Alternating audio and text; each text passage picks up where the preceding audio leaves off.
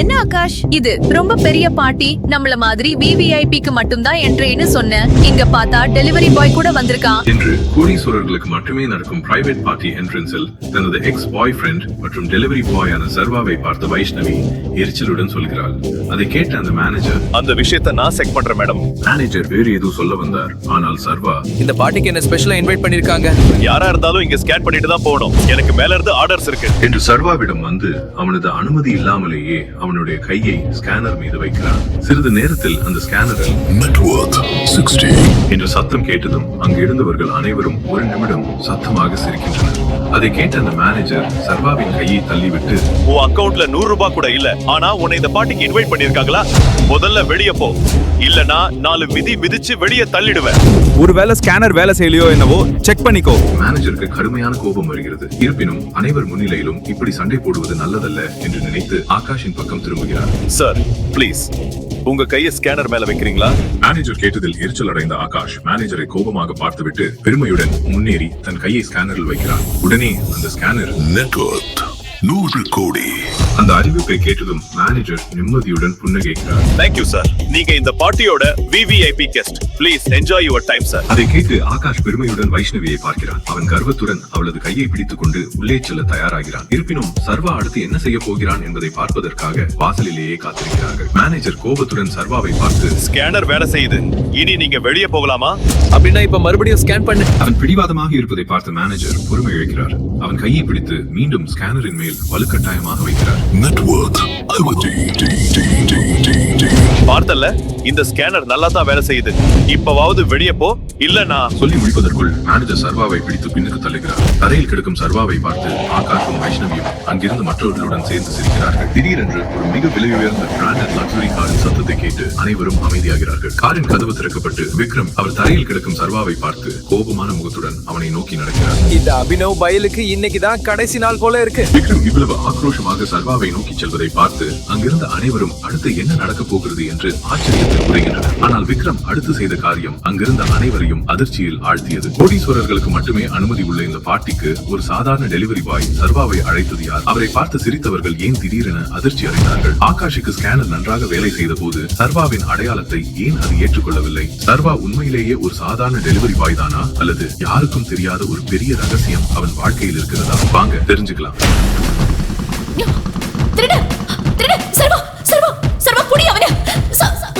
என்ன கல்ல மாதிரி நின்னுட்டு இருக்க? புடி அவனை, திருட பாரு. வெதிகா, அது நீ சரியான கண்டம். யாராவது புடிங்க அவனை. திருட.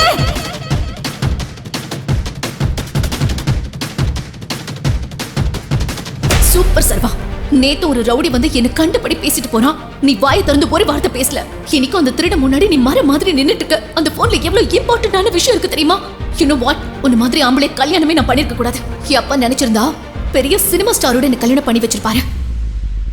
ஆனா என்னோட தாத்தா தான் உன்ன மாதிரி ஒரு உதவாக்குறைய எதுக்கு எனக்கு கல்யாணம் பண்ணி வச்சு என் வாழ்க்கையை கெடுத்தாருன்னு தெரியல. Oh God. சர்வா ஒரு அனாதை ஏழை இளைஞன். ஆனால் இப்போது அவன் இந்தியாவின் மிகப்பெரிய கோடீஸ்வரி வேதிகாவின் கணவன். இந்த திருமணத்திற்கு பின்னால் மிகப்பெரிய சூழ்ச்சியும் ரகசியமும் இருக்கிறது. சர்வா வேதிகாவின் வீட்டில் வீட்டோடு மாப்பிளையாக வாழ்ந்து வருகிறான். அங்கு அவனுக்கு வேலைக்காரர்களை விட மோசமான நிலைதான். வேதிகாவின் குடும்பத்தினர் சர்வேஷை வெறுத்தனர். வேலைக்காரர்கள் கூட அவனை அவமானப்படுத்தினர். டேய் தண்டச்சோறு, இப்பதான் அந்த இடத்த கழுவுன. நீ பாட்டுக்கு ஏதோ உன் அப்பா வீடு மாதிரி செருப்பை போட்டுட்டு வந்து நிக்கிற. சாரி, நான் கவனிக்கல. ஆனா என் அப்பாவை பத்தி பேச உங்களுக்கு எப்படி தைரியம் வந்துச்சு? அவ்வளோ ரோஷம் இருந்தா எதுக்குடா எங்க வேதிகா மேம் வீட்ல நீ வீட்டோட மாப்பிள்ளையா வந்து தங்குற? அதுக்கு முதல்ல நீ பதில் சொல்லு. சர்வா, நான் என்னோட போன்ல இருந்து என்னோட வாட்ஸ்அப்பை நான் செக் பண்ணேன். என்னோட போனை திருடினவன் என்னோட ஃப்ரெண்டு பிரீத்திக்கு மெசேஜ் அனுப்பி என்ன மாதிரியே பேசி அவன் ஒரு இடத்துக்கு அவளை வர சொல்லியிருக்கான். அவளும் அந்த இடத்துக்கு போயிட்டான். எனக்கு ரொம்ப பயமா இருக்கு சர்வா, என் ஃப்ரெண்டுக்கு ஏதாவது ஆயிடுமோன்னு. இதை கேட்ட வேதிகாவின் அம்மா அம்பிகா வந்தார். வேதிகா, என்ன சொல்ற? உன் மொபைல திருடிட்டாங்களா? அரை மணி நேரத்துக்கு முன்னாடி தான் உன் மொபைல்ல இருந்து ஒரு நம்பருக்கு 10 லட்சம் டிரான்ஸ்ஃபர் பண்ண சொல்லி மெசேஜ் வந்துச்சு. நானும் பண்ணிட்டேன். ஐயோ, என்னமா டிரான்ஸ்ஃபர் பண்ணீங்க? Oh God. நடப்பதையெல்லாம் பார்த்து வேதிகா அதிர்ச்சியில் உறைந்து போனாள். அவள் மனமெல்லாம் பிரீத்தியை பற்றியே இருந்தது. தன் தோழியை நினைத்து மிகுந்த பதட்டத்தில் இருந்தாள். சர்வேஷ், நீ கூட தானே இருந்த. கொஞ்சம் தைரியமா அந்த திருடனை துரத்தி பிடிச்சிருந்தானே இவ்வளவு பிரச்சனையே வந்திருக்காது. I'm warning you. பிரீத்திக்கு ஏதாவது ஆச்சு, அந்த திருடனோட சேர்த்து நீயும் ஜெயில கம்மி என்ன வேண்டியிருக்கும். எனிவே உன்ன மாதிரி ஒருத்தனை எப்படி கழட்டி விடலாம் தான் நானும் பார்த்துட்டு இருக்கேன். இன்னும் எதுக்கு இப்படியே நின்னுட்டு இருக்க? போய் போலீஸ் ஸ்டேஷன்ல கம்ப்ளைண்ட் பண்ணு. அட்லீஸ்ட் அதையாவது பண்ணுவியா, இல்ல உனக்கு ஆர்த்தி எடுத்து நான் வழி அனுப்பி வைக்கணுமா? வேதிகா திட்டியதும் சர்வேஷ் வீட்டை விட்டு கிளம்பினான். ஆனால் 1 மணி நேரமாகியும் போலீஸும் வரவில்லை, சர்வேஷும் வரவில்லை. சர்வேஷின் செல்போனும் சுவிட்ச் ஆஃப் என்று வந்தது. வேதிகா கோபத்தின் உச்சியில் இருந்தாள். இவன் வேற போன் எடுக்க மாட்டேங்கிறான். என்னாச்சு? பிரீத்திக்கு என்னாச்சுன்னே தெரியல. சர்வேஷோட போன் வேற ஸ்விட்ச் ஆஃப் வருது. தாத்தா எதுக்காக என் வாழ்க்கையை இப்படி நாசம் பண்ணாருன்னு எனக்கு தெரியல. அம்பிகா வேதிகாவை சமாதானம் செய்தார். இருவரும் போலீஸ் ஸ்டேஷனுக்கு புறப்பட்டனர். அங்கு போய் சர்வேஷ் பற்றி விசாரித்த போது போலீஸ் சொன்னதை கேட்டு இருவரும் அரண்டு போயினர். சர்வேஷ்ங்கிற பேர்ல காலையில இருந்து இங்க யாருமே வரலையே, எந்த கம்ப்ளைண்ட்டும் கொடுக்கல. சர்வேஷ் மட்டும் என் கையில இப்ப கிடைச்சானா அவனை நான் கொன்னே போட்டுருவாமா. இன்ஸ்பெக்டர் சார், இன்னைக்கு என் போனை திருடிட்டாங்க. அப்புறம் என் ஃப்ரெண்டு பிரீதியா என்று வேதிகா நடந்ததை சொல்ல போலீசார் எஃப்ஐஆர் எழுத ஆரம்பித்தனர். அப்போது வேதிகாவுக்கு இன்னொரு நம்பருக்கு கால் வந்தது. அந்த அழைப்பு திருடர்களிடம் மாட்டிக்கொண்ட வேதிகாவின் தோழி பிரீத்தியிடமிருந்து வந்தது. பிரீத்தி தான். லவுட் ஸ்பீக்கர் போடு. ஹலோ பிரீத்தி. வேதிகா, தேங்க் காட் சர்வேஷன் அவன் நீ கரெக்ட் டைமுக்கு அனுப்பி என் உயிரை காப்பாத்தின. இல்லைன்னா அந்த ரவுடி கும்பல் என்ன உயிரோடவே விட்டுக்க மாட்டாங்க. வாட் யூ மீன் பிரீத்தி? சர்வேஷ் வந்து உன்னை காப்பாத்தின, நான் என்ன சொல்றேன்னு புரியல. நீ இப்போ எங்க இருக்க? நான் நேர்ல வந்து எல்லாத்தையும் தெளிவா சொல்றேன்.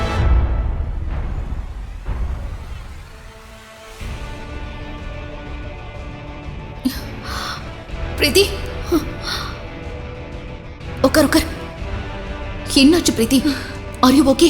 இல்ல வேதிகா, அவங்க சாதாரண திருடங்கள்ல ரொம்ப பயங்கரமான ரவுடி கும்பல். அவங்க ரொம்ப பெரிய அண்டர்வர்ல்ட் டானுக்கு கீழே வேலை பார்க்குறாங்க. அவங்க பார்க்கவே ரொம்ப பயங்கரமா இருந்தாங்க. நான் ரொம்ப பயந்து போயிட்டேன். அந்த டான் துபாயில இருக்கான்னு நினைக்கிறேன். சார், ஐ எம் ஷியோர் அவங்க எல்லாம் ஹியூமன் டிராஃபிக்கிங் பண்ற பயங்கரமான கும்பல். அவங்க என்ன கட்டி போட்டு வச்சிருந்தாங்க. சத்தியமா உயிரோட தப்பிச்சு வருவேங்கிற நம்பிக்கையே இல்ல. ப்ளீஸ் என்ன விட்டுரு. நான் என் ஃப்ரெண்டு வேதிகாவை பாக்குறதுக்காக தான் இங்க வந்தேன். அவளும் அவங்க ஹஸ்பண்ட் சர்வேஷும் வராங்கன்னு நினைச்சேன். அவளும் கண்டிப்பா இங்க வந்துருவான்னு நினைச்சேன். ஆனா அவங்க 2 பேரும் இப்படி கடைசி நேரத்துல வரல. ப்ளீஸ் என்ன விட்டு ப்ளீஸ். என்ன சொல்ற நீ? அவங்க யாரு? அவங்களோட போட்டோவை காட்டு. அப்புறம் என்னாச்சு பிரீத்தி? அவன் போட்டோ இருக்கான்னு கேட்டான். நான் என் போன்ல இருக்குன்னு சொன்னேன். அவன் போன் எடுத்து கொடுத்ததும் நான் குரூப் போட்டோவை காமிச்சேன். அதுல சர்வேஷை பார்த்து பயந்துட்டான்.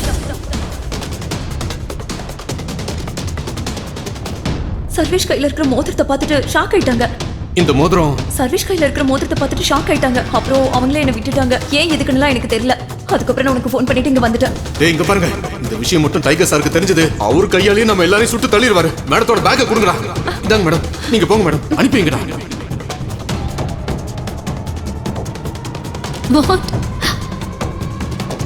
இது எப்படி பாசிபிள்னா? ஒரு திருடனை பிடிக்கிறதுக்கு கூட வக்கில்லாத ஒருத்தனை பார்த்து அண்டர்வேர்ல்ட் டான் எதுக்காக பயப்படணுமா எனக்கு புரியல. அவங்க ஏன் இவனை டைகர்னு கூப்பிடுறாங்க? போன் வேற ஸ்விட்ச் ஆஃப் வருது. எங்க போனான்னு வேற தெரியல. என்னோட ஹஸ்பண்ட் சர்வேஷ் இவ்வளவு பவர்ஃபுல்லான ஆளா? அவன் அவ்வளவு பவர்ஃபுல்லா இருந்தானா எதுக்காக நம்ம வீட்டுல வந்து ஒரு வேலைக்கார மாதிரி நம்மளுக்கு அடிமையா வாழ்ந்துட்டு இருக்காமா? எனக்கு தலையை சுத்துது, முடியல என்னால. உண்மையிலேயே சர்வேஷ் தான் டைகரா? அவன் அவ்வளவு பவர்ஃபுல் என்றால் எதற்காக ஒரு கோழையாக வாழ்கிறான்? ஏன் திருடர்களை கூட அவனால் பிடிக்க முடியவில்லை? அண்டர்வேர்ல்டையே அதிர வைக்கும் ஒருவன் எதற்காக தன் மாமியாரிடமும் ஏன் வீட்டு வேலைக்காரிடமும் கூட அவமானப்பட்டு அமைதியாக இருக்கிறான்? ஏன் ஒரு ஏழை டெலிவரி பாயாக அவன் வாழ்கிறான்? இந்த கேள்விகள் வேதிகாவின் மனதிலும் தோன்ற அப்போது அவளுடைய அம்மா அம்பிகா, வேதிகா, நான் இதை நம்பல. வீட்டு வேலைக்காரங்களை கூட எதிர்த்து பேச முடியாத ஒருத்தன் எப்படி அண்டர்வேர்ல்டு தாதாக்களை மிரட்டுவான்? ஏதோ தப்பா இருக்கிற மாதிரி தோணுது. சீக்கிரமா என்னன்னு கண்டுபிடிக்கணும். இதை விட பெரிய பிரச்சனை நமக்கு வரதுக்கு முன்னாடி உண்மையை கண்டுபிடிக்கணும். வேதிகா, நம்ம வீட்டுக்கு போலாம். அவன் பொறுமையா ஊரை சுத்திட்டு வரட்டும். வா போலாம். வேதிகாவும் அம்பிகாவும் வீட்டுக்கு வந்தனர். ஆனால் சர்வேஷ் அங்கே இல்லை. இவன் எங்க போய் தொலைஞ்சான்? வேதிகா இரவெல்லாம் தூங்கவில்லை. அவள் சர்வேஷின் உண்மையான அடையாளத்தை பற்றியே யோசித்துக் கொண்டிருந்தாள். பலமுறை அவனுக்கு போன் செய்ய முயற்சித்தாள். ஒருவேளை சர்வேஷுக்கு ஏதாவது ஆகியிருக்குமோ, அவன் டெரரிஸ்ட் அல்லது டானாக இருப்பானோ என்று அவள் பயந்தாள். மறுநாள் சர்வேஷ் வீட்டுக்கு திரும்பினான். வேதிகா உடனே அவனை சந்திக்க சென்றாள். நேற்று நடந்ததை பற்றி எல்லாம் விசாரிக்க விரும்பினாள். ஆனால் அதற்குள் அவளுடைய ஆபீஸில் வேலை செய்யும் சந்துரு வீட்டுக்கு வருவதால் அவள் அதில் பிஸியானாள்.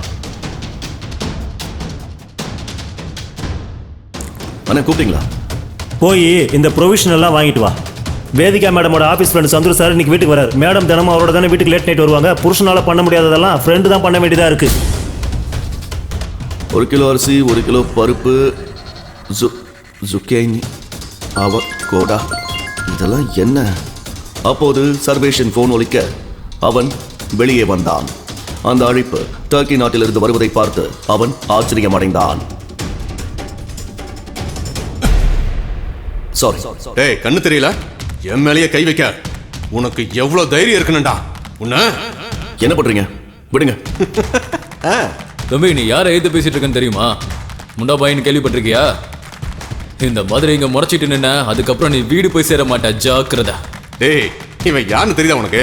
இவன் அந்த கோடீஸ்வரியோட ஹஸ்பண்ட்ரா. அதான் அந்த வீட்டோட மாப்பிள்ள. நாம ஒண்ணு பண்ணலாம். பேசாம இவனை கடத்திட்டு இவனோட அழகான பொண்டாட்டிய நம்மளோட இடத்துக்கு இதை சொல்லி வர சொல்லலாம். அப்புறம் நைட்டு ஃபுல்லா பார்ட்டி தான் என்று அந்த ரவுடி சொல்லிக் கொண்டிருக்கும் போதே சர்வேஷ் மொபைல் ஒலித்தது. உடனே அந்த ரவுடி அதை பிடுங்கினான். ஏய், போன் அந்த கால் எடுக்காதீங்க. யாரும் பொண்டாட்டியா? ஏன்டா டென்ஷன் ஆகுற? அமைதியாரா. நானும் அவளோட குரலை கேட்கிறேனே, ரொம்ப ஸ்வீட்டா இருக்கும்ல.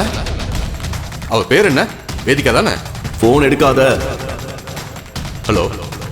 மறுமுனையில் பேசியதை கேட்டு ரவுடி குணாவின் முகம் அதிர்ச்சியில் திகைத்தது. கைகள் நடுங்க போனை தவற விட்டான். என்ன மன்னிச்சிருங்க சார், நாங்க தெரியாம தப்பு பண்ணிட்டோம். ரவுடிகள் எல்லாம் சர்வேஷ் முன் மண்டியிட்டனர்.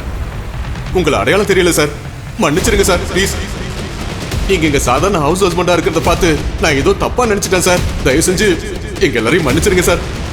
ப்ளீஸ் எங்களை விட்டுருங்க சார். அப்போது அங்கு பெரும் புழுதியை கிளப்பிக் கொண்டு ஒரு ஹெலிகாப்டர் வந்தது. அங்கு ஏன் அந்த ஹெலிகாப்டர் வந்தது? ஏன் ரவுடிகள் சர்வேஷ் முன் மண்டியிட்டனர்? இதுக்கெல்லாம் இருக்கிற கனெக்ஷன் என்ன? மறுநாள் அம்பிகாவிற்கு சொல்லப்பட்ட ஒரு செய்தி அவள் வாழ்க்கையே புரட்டி போட்டது.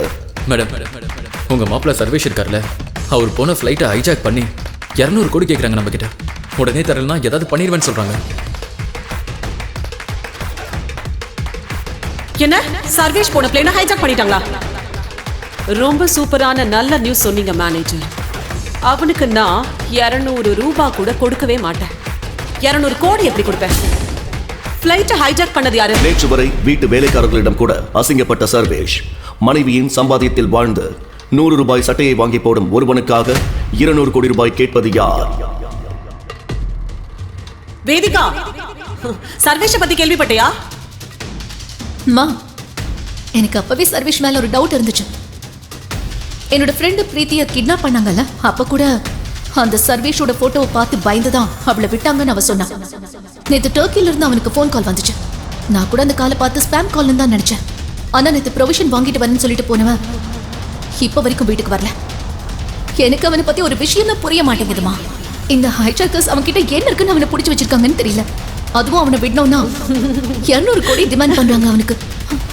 எனக்கு என்னமோ நம்ம கிட்ட இருந்து பணத்தை சுருட்ட சர்வேஷோட பிளான் தான் அது. அவன் தான் இப்படி பக்காவா பிளான் பண்ணி அவனையே கடத்த வச்சிருக்கான். வேதிகா மேம், இந்த ஹைஜாக்கர்ஸ் சாதாரணமானவங்க இல்ல. அவங்க 200 கோடி கொடுக்கலனா சர்வேஷை கொலை பண்ணிடுவேன் மிரட்டுறாங்க. அது மட்டும் இல்லாம கூட இருக்கிறவங்களையும் கொலை பண்ணுவேன்றாங்க. இவங்க ரொம்ப பயங்கரமானவங்கன்னு நினைக்கிறேன். அதுக்குன்னு நாங்க கஷ்டப்பட்டு சம்பாரிச்சதை எல்லாம் கொண்டு போய் கொடுக்க சொல்றியா? சாகட்டு விடு, சனிய ஒளிஞ்சதுன்னு நினைச்சுக்கலாம். என்றபடியே அம்பிகா டிவியை ஆன் செய்ய எல்லோருக்கும் ஷாக் அடிப்பது போல ஒரு செய்தி வந்தது. இந்தியாவிலிருந்து துருக்கி செல்லும் பிளைட்டை ஹைஜாக் செய்து சர்வேஷ் என்றவரை தீவிரவாதிகள் சிறைப்பிடித்துள்ளனர். அவர்கள் கேட்ட 200 கோடி ரூபாய்க்கு பதிலாக யாரோ ஒருவர் 500 கோடி ரூபாயை அனுப்பி சர்வேஷை விடுவிக்க சொன்னதும் பிளைட்டுக்குள் இருந்து துப்பாக்கி சத்தம் கேட்டுள்ளது. தீவிரவாதிகள் பணத்தை வாங்கிக் கொண்டு சர்வேஷை கொலை செய்தனரா? மொத்த நாடும் என்ன நடந்ததுன்னு தெரிஞ்சுக்க ஆர்வமா இருக்காங்க என்ற நியூஸை கேட்டதும் வேதிகாவும் அம்பிகாவும் அதிர்ச்சியில் உறைந்து போய் நின்றனர். வேதிகா திகைப்பில், சர்வேஷுக்கு 500 கோடி யார் அனுப்புனாங்க? நம்ம கிட்ட அவ்வளவு பணம் இல்லையே. சர்வா என்ன அவ்வளவு பெரிய ஆளா? கோடி கணக்குல பணத்தை கொடுத்து காப்பாத்துறாங்க. வேதிகா, அது யாருன்னு கண்டுபிடி. ஒரு சாதாரண டெலிவரி பாயின் உயிரை காக்க 500 கோடி பணத்தை கொடுத்தது யார்? பிளைட்டில் என்ன நடந்தது? டர்க்கியிலிருந்து சர்வேஷுக்கு யார் போன் செய்வது? நம்ம கையில இருந்து இவ்ளோ பணமும் பவரும் இருக்கிறவன நம்ம விட்டக்கூடாது. அவன் முதல்ல யாருன்னு கண்டுபிடிக்கணும். சர்வேஷாருக்கு ஒன்றும் ஆகாது மேடம். ஃப்ளைட்ல ஏற்கனவே அவனை கொண்டு இருப்பாங்கம்மா. சர்வேஷ் உயிரிட வர வாய்ப்பில்லை. அவருக்கு ஏதாவது ஆயிருப்போம் தான் நான் நினைக்கிறேன். நீங்க தப்பா புரிஞ்சுக்கிட்டீங்க. உங்களுக்கு சர்வேஷாரை பத்தி முழுசா தெரியல. ஷட் அப்.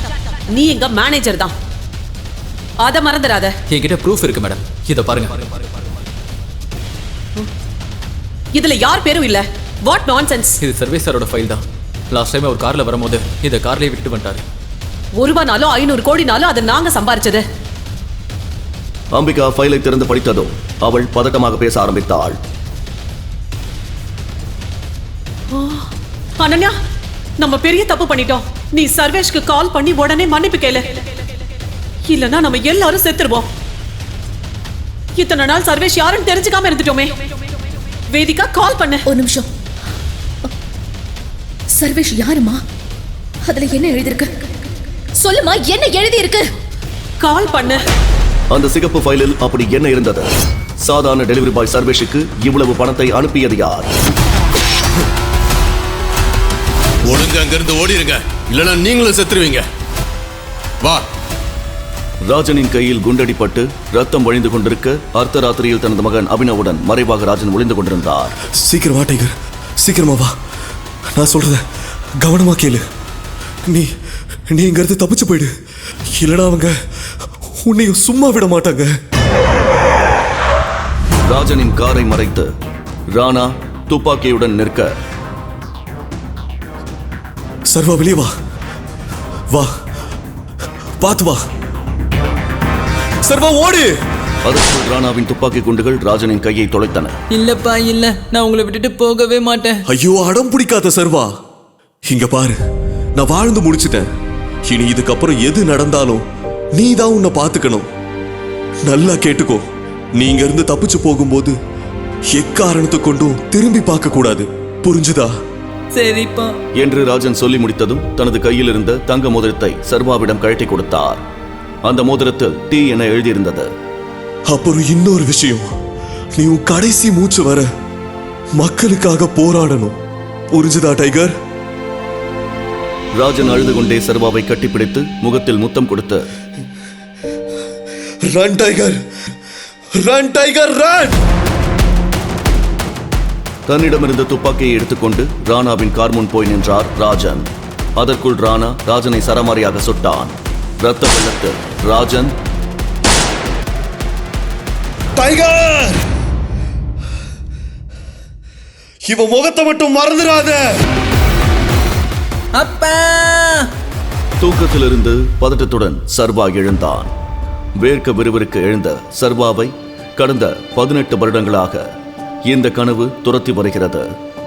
சர்வா மூச்சிறைக்க சாய்ந்து கொண்டு தனது கையிலிருந்து டி சிம்பல் கொண்ட மோதிரத்தை நீண்ட நேரம் பார்த்து கொண்டிருந்த சர்வா வேலைக்கு கிளம்ப தயாரானான். 18 வயதிலிருந்தே தனது செலவுக்காக உழைக்க ஆரம்பித்தான். சோகமான அவனுடைய வாழ்க்கையில் அவனுக்கு இருந்த ஒரே ஆறுதல் அவனது காதலி வைஷ்ணவி. அவளை சந்திக்கும் போதெல்லாம் அவனுடைய சோக நினைவுகள் மறைந்து சந்தோஷமாக இருப்பான். இன்று வைஷ்ணவியின் பிறந்த நாள் என்பதால் அவளை சர்ப்ரைஸ் கேக்குடன் சந்திக்க ஆர்வமாக இருந்தான். அங்கிள், இந்த கேக் எவ்வளோ? 600 ரூபாப்பா. அப்போ இந்த பேஸ்ட்ரி? அது 60 ரூபா. ஒன்று கொடுங்க. சர்வா வைஷ்ணவிக்காக பெரிய வீடு கட்ட சேவிங் செய்து கொண்டிருந்தான். அதனால் பெரிதாக எந்த செலவும் செய்யாமல் ஒரே ஒரு பேஸ்ட்ரி பீஸ் மட்டும் வாங்கினான். தேங்க்யூ. தேங்க்யூ.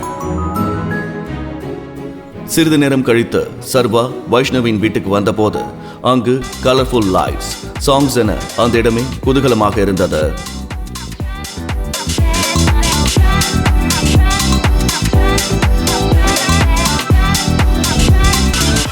வைஷ்ணவி, என்ன இதெல்லாம்? வைஷ்ணவி, யார் இவ? இவனை தெரியல? Delivery boy. நம்ம தான் ஆல்ரெடி கேக் ஆர்டர் பண்ணிட்டோமே, அப்புறம் எதுக்கு பேஸ்ட்ரி ஆர்டர் பண்ண? ஓ, ஞாபகம் வந்துருச்சு. இவன் தானே நீ டேட்டிங் பண்ண டெலிவரி பாய்?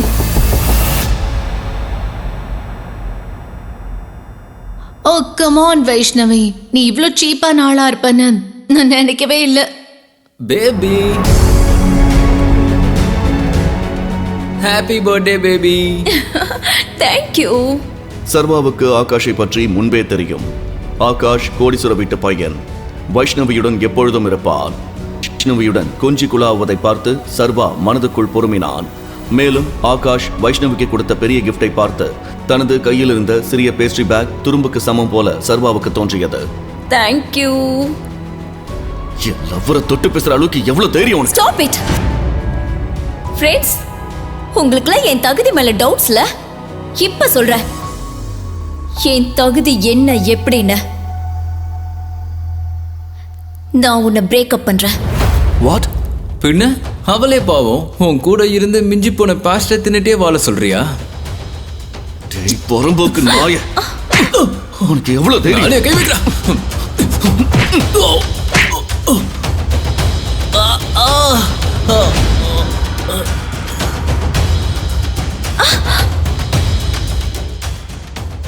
நீ பெரிய தப்பு பண்ணிட்ட வைஷ்ணவி என்று சொல்லிவிட்டு சர்வா அங்கிருந்து கோபத்துடன் கிளம்பினான். சர்வாவின் இதயம் நொறுங்கியிருந்தது. குடிபோதையில் இருக்க ஆகாஷ் வைஷ்ணவியை முத்தமிடும் காட்சி கண் முன்னே வந்து அவன் மனதில் ஆறாத காயத்தை ஏற்படுத்தியிருந்தது.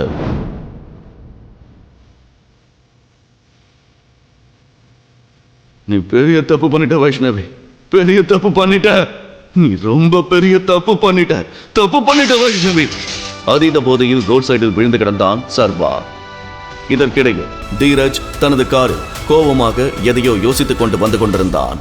இதற்கு காரணம் அவனுக்கு இடையூறாக இருந்த அவனது தங்கை வேதிகா. அவர்களின் தாத்தாவும் ANM சாம்ராஜ்யத்தின் நிறுவனருமான அதியமானிடம் நற்பெயர் வாங்கவும் வேதிகாவை பழி தீர்க்கவும் தனது ஆட்களுடன் காரில் போய்க் கொண்டிருந்தான்.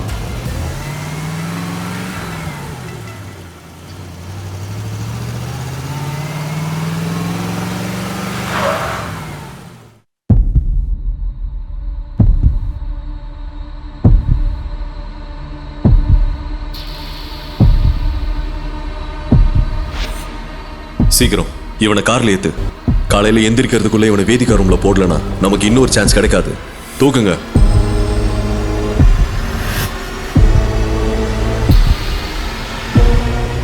தீரஜின் ஆட்கள் சர்வாவை தூக்கிக் கொண்டு நேராக ரூம் நம்பர் 409 நுழைந்தனர். அவனோட ட்ரெஸ்ஸை கட்டிட்டு அவ பக்கத்துல படுக்க வை. ட்ரெஸ்ஸை கட்டுங்க என்று தீரஜ் அவனது ஆட்களிடம் மெதுவாக பேச அந்த ரூமில் தீரஜின் சகோதரி வேதிகா ஏற்கனவே தூங்கிக் கொண்டிருந்தாள். அடுத்த நாள் காலையில் சர்வா புரண்டு படுத்த போது அவனது கை ஒரு மென்மையான கையுடன் மோதியது.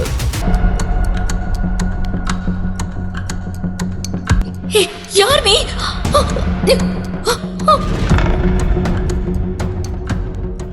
ஏ சீ சீ சீ சீ சீ, அசிங்கமா இருக்கு வேதிகா. உன் மேல ரொம்ப நாளாவே எனக்கு டவுட் இருந்துச்சு. தாத்தா கிட்ட இத பத்தி பல தடவை சொல்லிட்டேன். ஆனா என்ன பண்றது, அவர் ஒவ்வொரு தடவையும் என் பேத்தி இது மாதிரி பண்ண மாட்டான்னு அடிச்சு சொன்னாரு. இப்ப பாரு உன் லட்சணத்தை. இப்ப நான் என்ன பண்ண போறேன்னா, இங்க நடக்கிற மொத்த கூத்தையும் நான் அப்படியே லைவ் டெலிகாஸ்ட் பண்ணி காட்ட போறேன். நம்ம தாத்தாவை இங்க வர சொல்லிட்டேன். அண்ணா, நான் சொல்றது கொஞ்சம் நம்புனா. இவன் யாருன்னு எனக்கு தெரியாது. இவன் எப்படி இங்க வந்தான்னு கூட எனக்கு தெரியாது. நான் சொல்றத நம்பு. இவன் சர்வா விளக்கம் கொடுக்கும் முன் அதற்குள் தீரஜ் மற்றும் வேதிகாவின் தாத்தா அதியமான் அங்கு வந்துவிட்டார். அவரை பார்க்கும் போதே அவர் மிகப்பெரிய பணக்காரர் என உணர்த்தியது. வேதிகாவை இந்த நிலைமையில் கண்டதும் அதியமானின் கண்கள் கோபத்தில் சிவந்திருந்தன. வேதிகா, நீ இப்படி பண்ணுவன்னு நான் கனவுலையும் நினைக்கல. தாத்தா, நீங்க நினைக்கிற மாதிரி எதுவும் நடக்கல. நிறுத்து. உனக்கு நம்ம குடும்பத்தை பத்தி எல்லாம் தெரியும். அப்படி இருந்து எல்லாத்தையும் மீறிட்ட நீ. இல்ல தாத்தா. அப்புறம் இவன்? அதியமானின் பார்வை சர்வாவின் மீது பட சர்வா சாவு பயத்தை உணர்ந்தது போல இருந்தான். நீ என்னோட பேத்தியை என்ன பண்ணி வச்சிருக்கான்னு தெரியுமா? இங்க பாரு, என் குடும்ப வழக்கப்படி இனிமே நீதான். என்னது? ஆனா எங்களுக்குள்ள ஒண்ணுமே நடக்கலையே. தாத்தா, சத்தியமா எதுவுமே நடக்கல. இங்க எதுவுமே நடக்கலன்னு சொல்றியா? அப்ப இதெல்லாம் என்ன?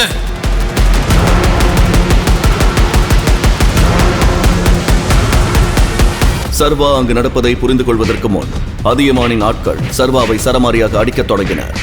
வலியில் சர்வா கதறுவதை பார்த்து அதியமான் அடியாட்களை நிறுத்த சொன்னார். வேதிகா, இவனை ஹாஸ்பிட்டலுக்கு அனுப்ப. ஈவினிங் நடக்க இருக்கிற விக்ரமோட பார்ட்டிக்கு ரெடி ஆகட்டும். அப்புறம் இன்னொரு விஷயம், நான் சொல்றத நீ செய்.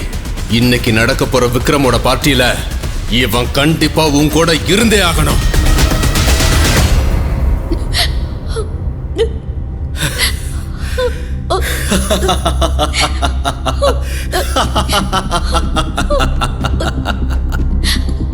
எதுக்காக என்னோட வாழ்க்கை இப்படி நாசம் பண்ண?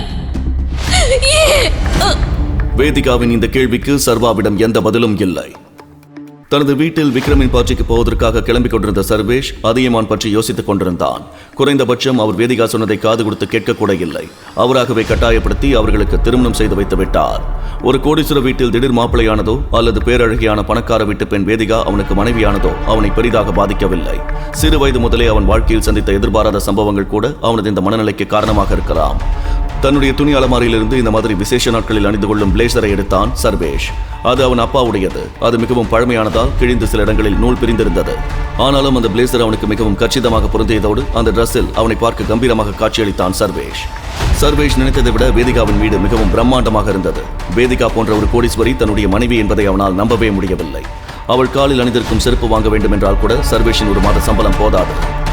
வேதிகா சர்வேஷை எவ்வளவு வெறுக்கிறாள் என்பது அவள் செய்கையிலேயே தெரிந்தது. பெரிய பெரிய கோடீஸ்வரர்கள் கலந்து கொள்ளும் பார்ட்டிக்கு போவதை நினைத்து சர்வேஷுக்கு பதட்டமாக இருந்தது. அந்த பதட்டத்தில் சர்வேஷின் தந்தை கொல்லப்படுவதற்கு முன்னால் அவனுக்கு கொடுத்த மோதிரத்தை வெறுமன விரலில் சுழற்றிக் கொண்டிருந்தான் சர்வேஷ். அது ஒரு சாதாரண மோதிரம். அதை பார்க்கும் போதே வேதிகாவுக்கு அருவருப்பாக இருந்தது. முதல்ல அதை கழட்டி தூக்கி எறி. பார்க்கவே கேவலமா இருக்கு. சாரிங்க, இது நான் என் அப்பா ஞாபகமா வச்சிருக்கேன். விக்ரமின் பங்களா ஒரு கோட்டை போல இருந்தது. பங்களாவுக்குள் துப்பாக்கி ஏந்திய செக்யூரிட்டி ஆட்கள் காவலுக்கு இருந்தார்கள்.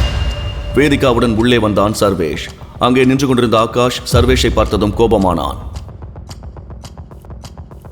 1 minute. இங்க என்னடா பண்ற rascal? Excuse me, he's my husband. என்ன சொல்ற வேதிகா? இந்த தெரு பொறுக்கு எப்படி உன்னோட ஹஸ்பண்டா இருக்க முடியும்? வாய மூடிட்டுங்கிறது போயிடு. போலனா என்னடா பண்ணுவ? சொல்றா, என்ன பண்ணுவ? அடிப்பியா? அதற்கு மேல் பொறுமையாக இருக்க முடியாமல் ஆகாஷை அடிக்க கையை ஓங்கினான் சர்வேஷ். அதை பார்த்த விக்ரம் கோபமாக குரல் கொடுக்கிறார். என்ன நடக்குதுங்க?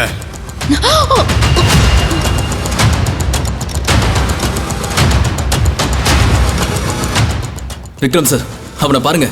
அவன் ஒரு கிரிமினல். யாருமே இன்வைட் பண்ணாம அவனாவே வந்திருக்கான். இங்க வா.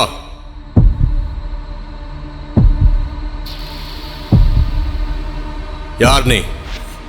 எதுக்காக இங்க வந்திருக்க? ஆக்சுவலி இவர் என்னோட ஹஸ்பண்ட்.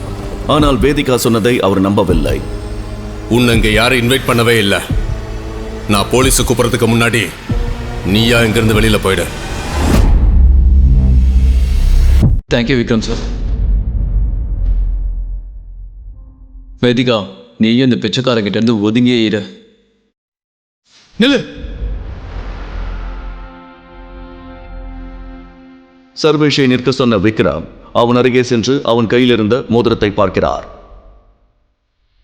நான் உங்ககிட்ட முக்கியமான விஷயம் பேசணும். என் கூட வா. என்கிட்டயா? ப்ளீஸ். விக்ரம் சர்வேஷின் கையை பிடித்துக் கொண்டு அவனை உள்ளே அழைத்து செல்கிறார். அங்கே நின்று கொண்டிருந்த வேதிகா, தேஜ், ஆகாஷ் மற்றும் அங்கே வந்திருந்த எல்லோருமே அங்கே நடந்ததை ஆச்சரியமாக பார்க்கிறார்கள். யாருக்கும் எதுவும் புரியவில்லை. சர்வேஷை தன்னுடைய தனி அறைக்கு அழைத்து வந்த விக்ரம் கதவை சாத்தி தாளிடுகிறான். நான் உன்னோட இந்த மோதிரத்தை பார்க்கணும். எதுக்கு? இல்ல, தப்பா நினைக்காத. நான் அதை சும்மா பார்க்கறதுக்காக தான் கேட்கிறேன். பார்த்துட்டு கொடுத்துருவேன், ப்ளீஸ். சர்வேஷ் மோதிரத்தை கழட்டி கொடுக்க அதை வாங்கி பார்த்த விக்ரம் அதிர்ச்சி அடைகிறார். சந்தேகத்துடன் மீண்டும் மீண்டும் பார்த்த விக்ரமுக்கு அது யாருடையது என்பது புரிந்துவிட்டது. டைகர்.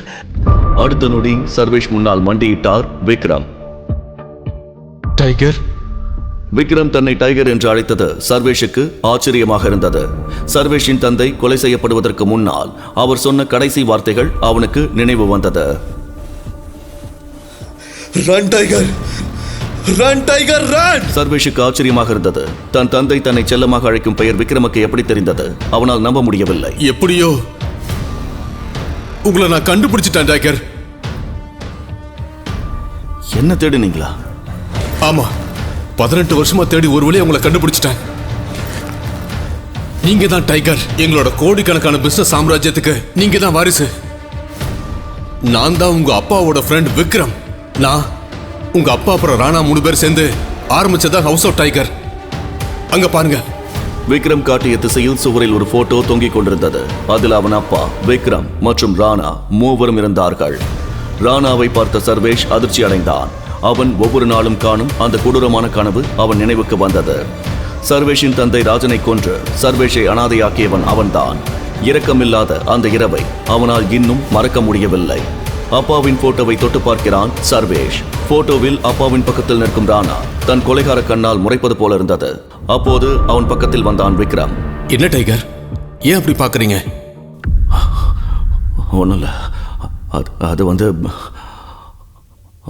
அப்பா நினைவு வந்துடுச்சு. அப்பா எப்படி?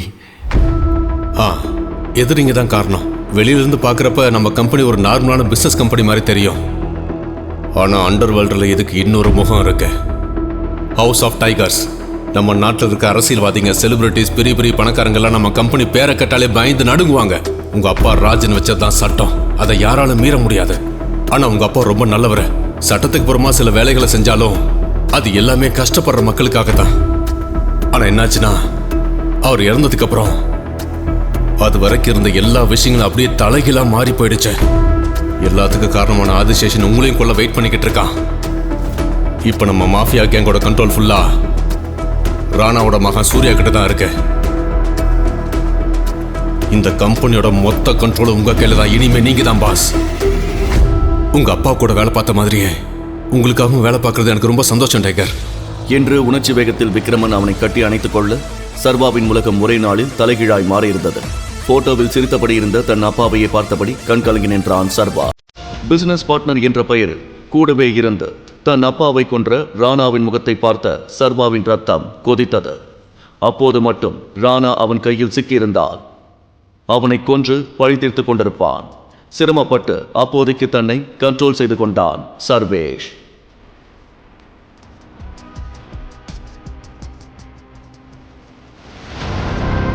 நான் இவ்வளோ நாள் உங்களுக்காக தான் காத்துக்கிட்டு இருந்தேன். இத்தனை வருஷமா நீங்க எங்க இருந்தீங்க டைகர்? என்ன செஞ்சுக்கிட்டு இருந்தீங்க?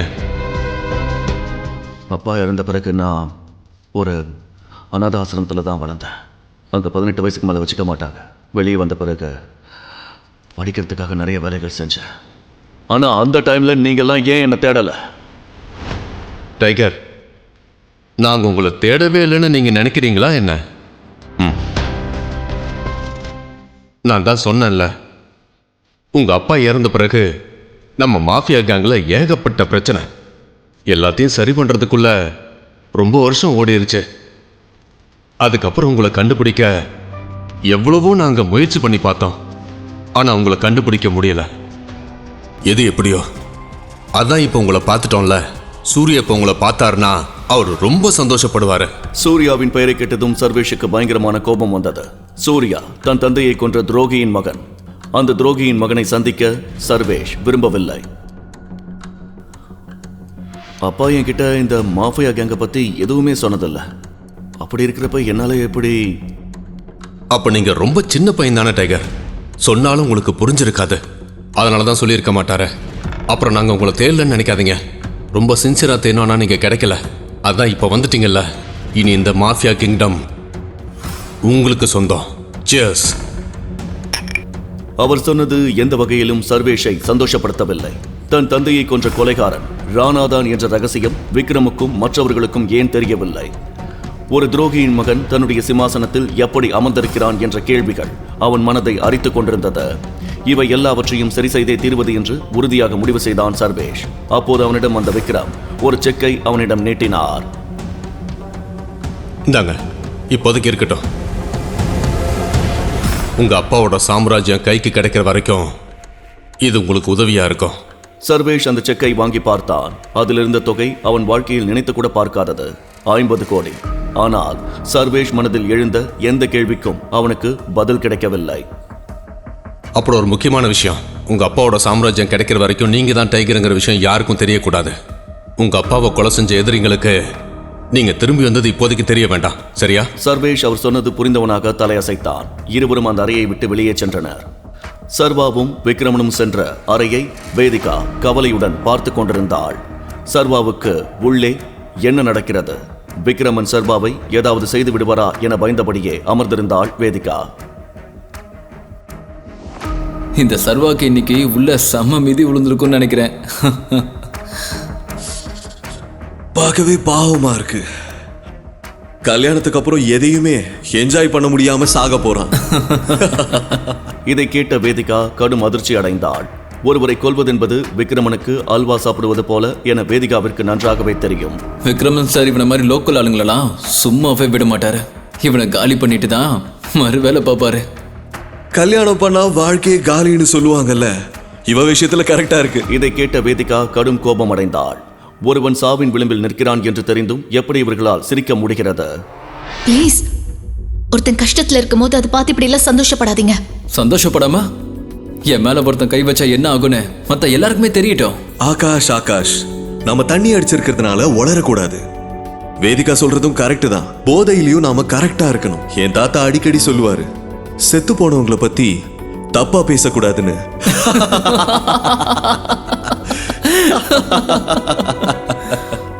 வேதிகா என்ன சொல்வதென்று தெரியாமல் தவித்த போது சர்வாவும் விக்ரமனும் அந்த அறையிலிருந்து வெளியே வந்தனர். சர்வாவின் மேல் ஒரு தூசி கூட படாமல் அப்படியே வெளியே வந்திருந்தான். அதை பார்த்த ஆகாஷ் மற்றும் தீரஜ் முகத்தில் ஈ ஆடவில்லை. இவன் விக்ரமன் சார் கூட வர ஸ்டைல பார்த்தா இவன் மேல ஒரு அடி கூட படல போலியே. விக்ரம் சார் அவனை கூட்டு போன வேகத்துக்கு இந்நேரம் அவன் மூஞ்சு முகரையெல்லாம் பேத்திருக்கணுமே.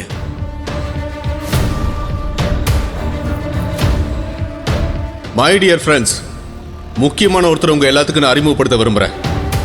இவர் தான் சர்வா, என் பழைய டிரைவரோட பையன். இவர் எனக்கு ரொம்ப வேண்டப்பட்டவர்.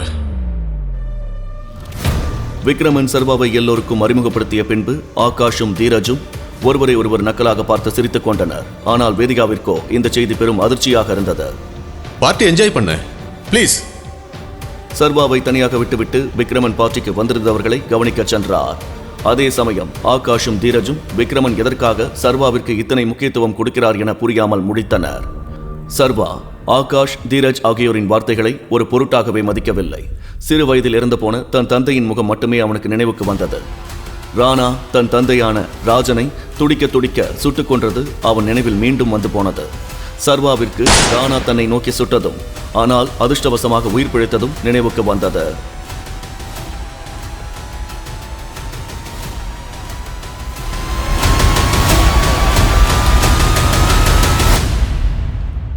எங்க ஒன்னு ஏதாவது பண்ணிடுவாங்களோன்னு நான் ரொம்ப பயந்து போயிட்டேன்.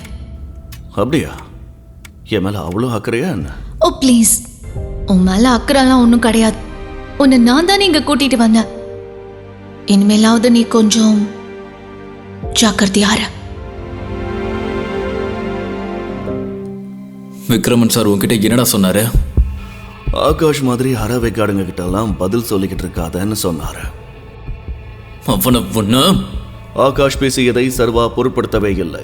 அவன் மனதில் அந்த நேரத்தில் 1000 எண்ணங்கள் ஓடிக்கொண்டிருந்தது. அதே சமயம் சர்வாவின் நடவடிக்கைகளை வேதிகா சற்று வியப்புடன் பார்த்து கொண்டிருந்தாள்.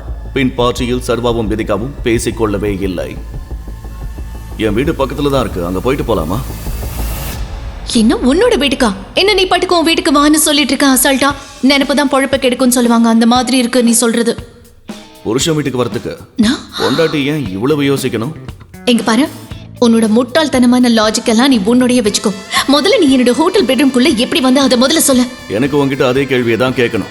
உன் பேச்செல்லாம் நல்லதா இருக்கு, ஆனா ஒரு நாளும் நான் உன் கூட வந்து வாழ்வேன்னு நீ தப்பு கணக்கு போடாத. அது வேற யார்கிட்டயாவது வச்சுக்கோ, சரியா?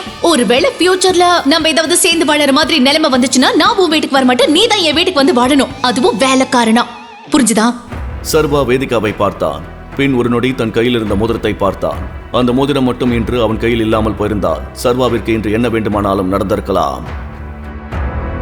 அடுத்த நாள் காலையில் அலாரம் அடிப்பது கூட தெரியாமல் சர்வா படுக்கையில் கிடந்தான். மீண்டும் மீண்டும் அவனுக்கு அதே பழைய கனவு வந்து கொண்டிருந்தது.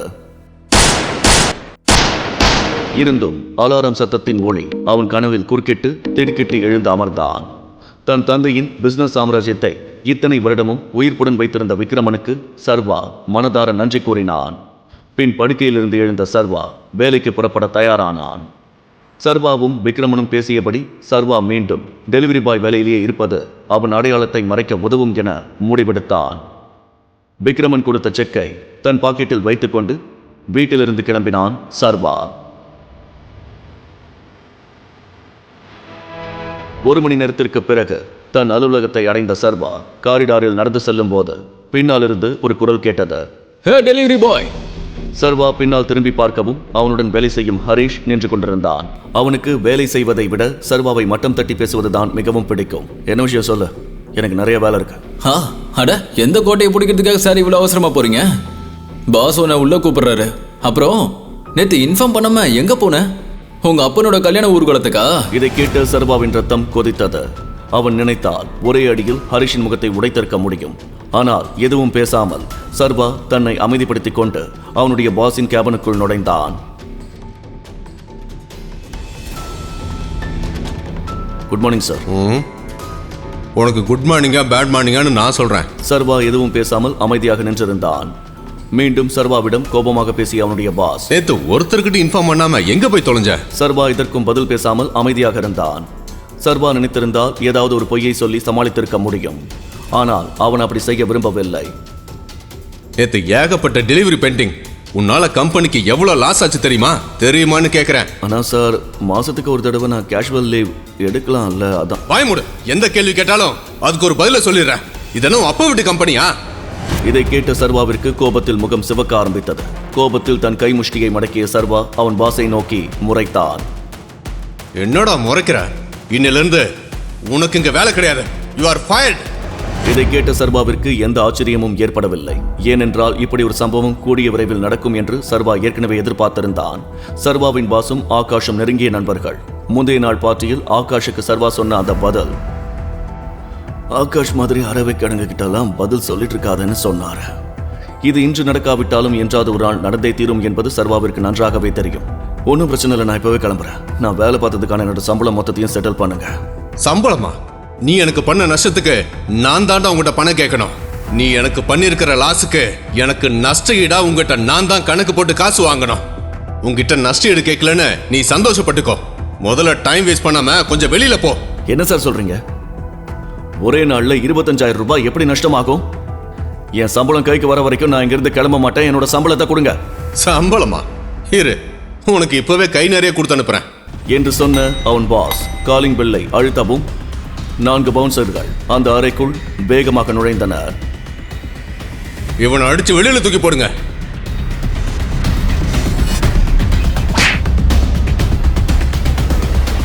அந்த அடியாட்கள் சர்வா பாஸின் பேச்சை கேட்டு அவனை தாக்க தொடங்கினார்கள்.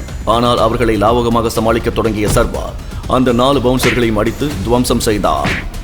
அந்த 4 பவுன்சர்களின் கை கால்களை அசால்ட்டாக அடித்து உடைத்தான் சர்வா. ஒரு நிமிடத்தில் அந்த 4 பவுன்சர்களையும் அடித்து கீழே சாய்த்திருந்தான். இதை பார்த்த சர்வாவின் பாஸ் அப்படியே வாயடைத்து போனார். இப்போது நேராக தன் பாஸிடம் வந்த சர்வா அவர் கழுத்தில் கை வைத்து, என் சம்பளம். அவனுடைய பாஸ் உடனடியாக பணத்தை எடுத்து நடுங்கும் கைகளில் சர்வாவிடம் கொடுத்தார். பணத்தை கையில் வாங்கிய சர்வா அவன் பாஸை பிடித்து சேரில் தள்ளினான். கிளம்பும் முன் மீண்டும் தன் பாஸை பார்த்த சர்வா, ஒரு விஷயத்தை நல்ல ஞாபகம் வச்சுக்கோ. இன்னொரு வாட்டி யாருடைய அப்பாவை பத்தியாவது தப்பா பேசின கழுத்து மட்டும்தான் இருக்கும். ஆனா அதை திருப்ப முடியாது. இதை கேட்டு அவனுடைய பாஸ் அப்படியே அதிர்ச்சியில் உறைந்தார். சர்வா சற்று கோபக்காரன் என்று தெரியும். ஆனால் அவனுடைய உண்மையான கோபத்தை அவனுடைய பாஸ் இதற்கு முன் பார்த்ததில்லை. சர்வா அந்த அலுவலகத்திலிருந்து வெளியே வந்தான். அப்போது தெரியாத ஒரு எண்ணிலிருந்து அவனுக்கு அழைப்பு வந்தது. ஹலோ, யார் பேசுறது? டைகர், நான் விக்ரமன். சொல்லுங்க. நீ ஒரு முக்கியமான ஆளை சந்திக்கணும். அவர் நம்ம மாஃபியா உலகத்துல ரொம்ப முக்கியமான ஆளு. அது மட்டும் இல்ல, அவர் உங்க அப்பாவுக்கும் எனக்கு ரொம்ப க்ளோஸ் ஃப்ரெண்ட். கரிகாலன். நம்மளோட டைகர் திரும்பி வந்துட்டாருன்னு அவருக்கு கண்டிப்பா தெரியணும். சோ இன்னைக்கு ஒன்னா டின்னர் சாப்பிடுவோம். ஹோட்டல் விஸ்தாரா. கண்டிப்பா வந்துரு. Okay, see you. Bye. விக்ரமின் வாயிலிருந்து கரிகாலன் என்ற பெயரை கேட்டதும் சர்வா சற்று நடுங்கத் தொடங்கினான். சர்வா ஏற்கனவே கேள்விப்பட்டிருந்தான். ஊரில் உள்ள சின்ன குழந்தைக்கு கூட கரிகாலன் யார் என்று தெரியும். பெரிய சக்தி வாய்ந்த மனிதர்கள் கூட கரிகாலனின் பெயரை கேட்டால் நடுங்குவார்கள். அதனால் சர்வாவிற்கும் அவரை சந்திக்க வேண்டும் என்று சொன்னவுடன் ஒரு பதற்றம் தொற்றிக்கொண்டது. கரிகாலன் சாரா? வெறும் கரிகாலன்னு சொன்னா போதும். நீங்க டைகர் பாஸ். காட்டுல இருக்கிற மத்த மிருகங்க தான் டைகரை பார்த்து பயப்படும். ஆனா டைகர் யாரையும் பார்த்து பயப்பட தேவையில்லை. ஈவினிங் மீட் பண்ணலாம். பாய். விக்ரமுடைய வாயிலிருந்து இதை கேட்டதும் சர்வாவின் தன்னம்பிக்கை அதிகமானது. இப்போது அவன் கூண்டை விட்டு வெளியே வந்து காட்டுக்குள்ளே நுழைந்த புலியை போல் உணர்ந்தான். தன்னுடைய பழைய ஆபீஸை விட்டு கிளம்பிய சர்வா வீட்டுக்கு வந்தான். கடைசியாக எப்போது தான் இவ்வளவு நிம்மதியாக தன்னுடைய ரூமில் இருந்தான் என்பது அவனுக்கு ஞாபகம் கூட இல்லை. அவன் மிகுந்த எதிர்பார்ப்புடன் கதவையே பார்த்து கொண்டிருந்தான்.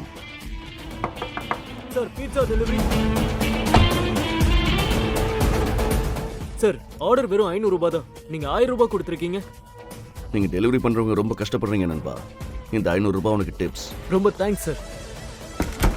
பிறகு சர்வா பீட்சா பாக்ஸை வெறித்து பார்த்து கொண்டிருந்தான்.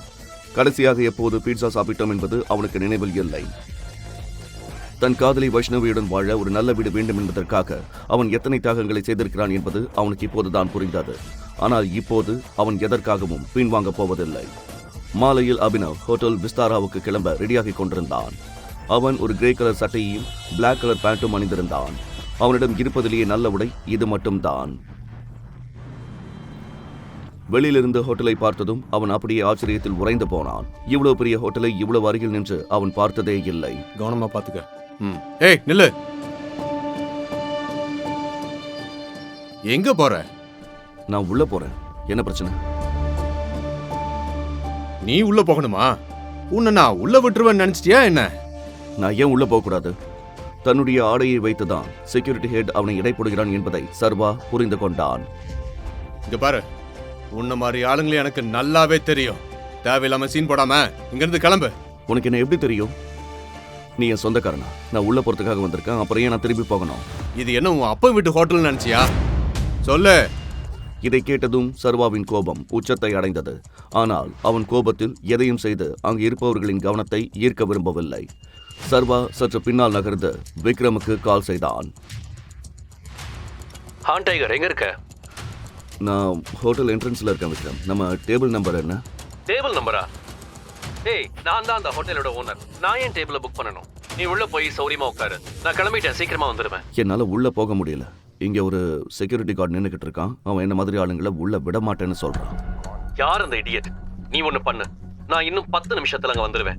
நீ வெயிட் பண்ணு. அப்புறம் அந்த செக்யூரிட்டி கார்டு பண்ணதுக்கு நான் சாரி கேட்டுக்கிறேன். இட்ஸ் ஓகே, பரவாயில்ல. என்ன எல்லாரும் முன்னாடி சீன் போட்டு ஹீரோவாக ட்ரை பண்றியா? இங்க பாரு, நான் உன்னை உள்ள விட மாட்டேன்னு சொன்னா அந்த பிரைம் மினிஸ்டர் சொன்னாலும் உள்ள விட மாட்டேன். என்ன புரிஞ்சுதா? மரியாதை அங்கிருந்து கிளம்பு.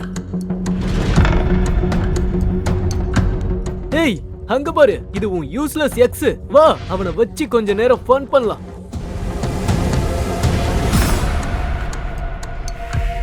நான் இவனை என் லவராவே கன்சிடர் பண்ணதில்ல. அப்புறம் நான் லோ கிளாஸ்ங்க கிட்ட எல்லாம் பேச கூட மாட்டேன். இவனை போய் என்னோட பாய் ஃப்ரெண்டை எப்படி ஏத்துப்பேன்? இந்த லோ கிளாஸால உனக்கு பிடிக்காதுன்னு தெரியும். ஆனா உனக்கு இந்த லோ கிளாஸால ஒரு அட்வைஸ் சொல்றேன், கேட்டுக்கோ. ஒரு மனுஷன் அவனோட நாக்கை வச்சு தான் எடப்படுவாங்க. நீ என்ன பேசுறன்னு பார்த்து பேசு. இல்லனா ஒரு நாள் இந்த நாக்கே உன்னை கொன்னுடும். வாவ், என்ன ஒரு ஸ்டேட்மெண்ட். கை தட்டணுமா? Very nice. அப்புறம் ஏன் உன் காலை உன்னால கண்ட்ரோல் பண்ண முடியல? எங்க எதுக்கு வந்த? குடிக்கிறதுக்காகவா? விக்ரம் சார் என்னை கூப்பிட்டாரு. ஓ எஸ், எனக்கு ஞாபகம் இருக்கு. விக்ரம் சார், அன்னைக்கு நீ அவரோட டிரைவர் பையன்னு சொன்னாரு. அப்போ உன் அப்பா பார்த்த டிரைவர் வேலை உனக்கு வேணும்னு கேட்க வந்தியா? அது சரிதான். ஆனா உன்ன மாதிரி பிச்சைக்காரன டிரைவர் வேலைக்கு கூட எடுக்க மாட்டாங்க. சும்மா பிச்சைக்கார மாதிரி வந்து நிக்கிற. ஐ மீன், அவரு உன்னை கூப்பிடல. நீ அதான் இங்க வந்திருக்க. நானா வரல, விக்ரம் என்னை இங்க கூப்பிட்டாரு. எனக்கு தெரியும் நீ ஒரு லூசுன்னு. சரியாக அப்போது பளபளப்பான விலையுயர்ந்த கருப்பு கார் ஒன்று வந்து நின்றது. அனைவரின் பார்வையும் அந்த காரை நோக்கி திரும்பியது. காரிலிருந்து விக்ரமும் மற்றொரு உயரமான பலசாலியான நபரும் இறங்கினர். அவர் வேறு யாரும் அல்ல, கரிகாலன். அவர் பிரபலமான ஒரு டெக்ஸ்டைல் கம்பெனியின் அதிபர். அதோடு மாஃபியா கிங்கின் ஸ்ட்ராங் பில்லர்களில் ஒருவராகவும் திகழ்ந்தார். சர்வா அவரை பார்த்ததும் அவனது கண்கள் ஆச்சரியத்தில் விரிந்தன. அவன் கரிகாலனை பற்றி கேள்விப்பட்டிருந்தான். நான் கண்டிப்பா கரிகாலன் சாரை மீட் பண்ணியே ஆகணுமா? சர்வா அவரை போட்டோக்களில் பார்த்திருக்கிறான். ஆனால் போட்டோவில் பார்த்ததற்கும் நேரில் பார்ப்பதற்கும் நிறைய வித்தியாசங்கள் இருந்தன. கரிகாலன் ஏன் தன்னை சந்திக்க விரும்புகிறார் என்ற கேள்விகள் அவனுக்குள் எழுந்தன. என்ன நடக்குதுங்க? சாரி சார், இவ எனக்கும் நம்ம கஸ்டமர்ஸ்க்கும் நிறைய தொந்தரவு கொடுத்தான் சார். இந்த திருட்டு பையில உள்ள போக விடாம நான் தடுக்க ட்ரை பண்றேன் சார். ஆனா இவங்க இருந்து போகவே மாட்டேங்கிறான் சார். என்ன உனக்கு எவ்வளவு தைரியம் இருக்கணும் இவரை திருடன் சொல்றதுக்கு? நீ யாரு இவரை உள்ள போக கூடாதுன்னு சொல்ல? உன் அப்ப இந்த ஹோட்டல் ஆரம்பிச்சான என்ன? இவர் என்னுடைய கெஸ்ட். இதுக்கப்புறம் இந்த ஹோட்டலை சுத்தி உன்னை எங்கேயாவது நான் பார்த்தேன், உன் காலை உடைச்சிடுவேன். ஜாக்கிரதை. Get lost. Sorry sir.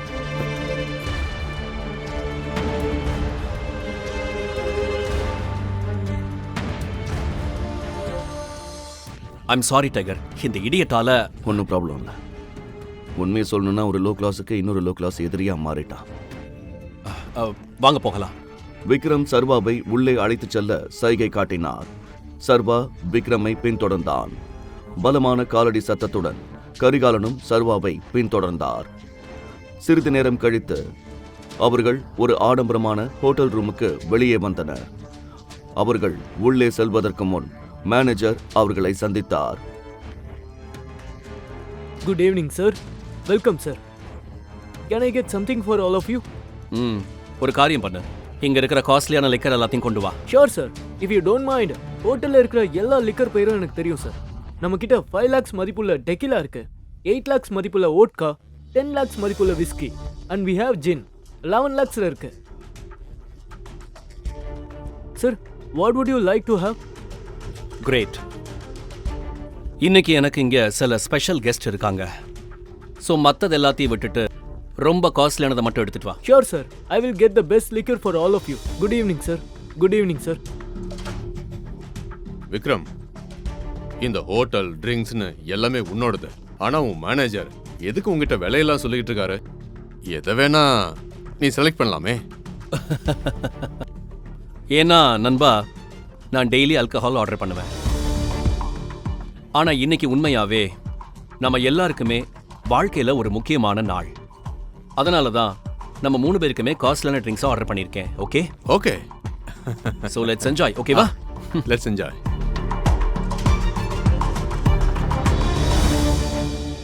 இங்க நீங்க உங்க அடையாளத்தை மறைக்க தேவையில்லை. இந்த ரூம் பிரைவேட் ஆனது, ரொம்பவே பாதுகாப்பானது. உட்காருங்க. அது ஒரு ஆடம்பரமான அறை. மூவரும் அமர்ந்தனர். சர்வா அப்போது கரிகாலனை மிகவும் கவனமாக பார்த்து கொண்டிருந்தான். கரிகாலா, உனக்கு இன்னைக்கு ரொம்ப முக்கியமான இன்ஃபர்மேஷன் கொடுக்கறதுக்காகத்தான் இன்னைக்கு உன்னை இங்க நான் கூப்பிட்டேன். ராஜனோட பையன் டைகர் நமக்கு கிடைச்சிட்டான். ஆனா இவன் இப்போ அண்டர் கவர்ல இருக்கான். அதனால அவனை வெளியே உனக்கு அறிமுகப்படுத்த முடியல. Excuse me sir. Your snacks and drinks sir.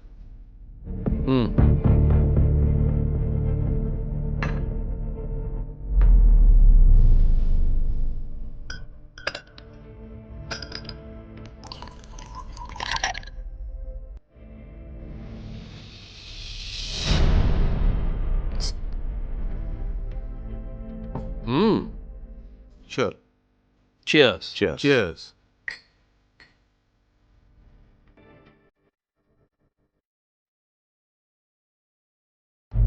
So இவன் தான் டைகரா? ஆமா, இவன் தான் நம்ம டைகர். அப்புறம் நான் அவன் நம்ம டீமோட முக்கியமான மெம்பர்ஸை பார்க்கணும்னு நினைச்சேன். அப்புறம் நாம எந்த திசையில போயிட்டு இருக்கோமோ அந்த திசையில அவன் நம்மளை வழி நடத்தணும்னு ஆசைப்படுறேன். சாரி நண்பா, எனக்கு சிரிப்பு தான் வருது. என்ன விஷயம்னா எல்லாத்தையும் நீ தான் பேசிக்கிட்டு இருக்க. நம்ம டைகர் என்ன ஊமையா? கரிகாலா, நீ டைகரை பத்தி அப்படி பேசக்கூடாது. சாரி நண்பா, சாரி. உங்களோட போல்ட்னஸ் எனக்கு பிடிச்சிருக்கு. ஆமா,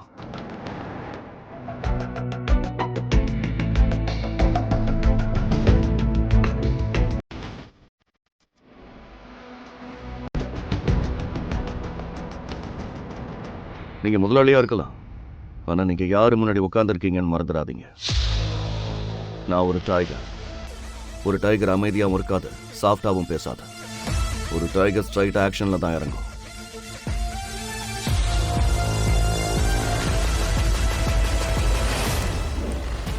ஸோ நீ தான் டைகர். சரி, அப்ப டைகர் சொல்லு, இத்தனை வருஷமா எங்க இருந்த? இப்ப இத்தனை வருஷமா நீ எங்க இருந்தோ வந்துட்டு எங்க தலையில உட்கார முடியாது இல்லையா? இது என்ன ஜோக்கா? நீ டைகர்னு சொன்னா நாங்க அப்படியே நம்பிடுவோமா? என்ன விக்ரம், நான் சொல்றது சரிதானே? அப்புறம் நீ சொல்ற சிம்மாசனம், அது எடுக்கிறது இல்ல, சம்பாதிக்கிறது. புரிஞ்சிருக்கும்னு நினைக்கிறேன். எனக்கும் நல்லா தெரியும், மற்றவங்க கிட்ட இருந்து பறிக்கிறேன்னு என் ரத்தத்திலே கிடையாது. இத்தனை வருஷம் நான் எங்க இருந்தேன், என்ன பண்ணேன்னு எக்ஸ்பிளைன் பண்றதுக்கு இப்போ என்கிட்ட டைம் இல்லை. அப்புறம் நான் டைகரா இல்லையான்னு ப்ரூவ் பண்ண ரெடியா இருக்கேன். சரி, அது எப்படின்னு நீங்க சொல்லுங்க, தாராளமா செஞ்சிருவோம்.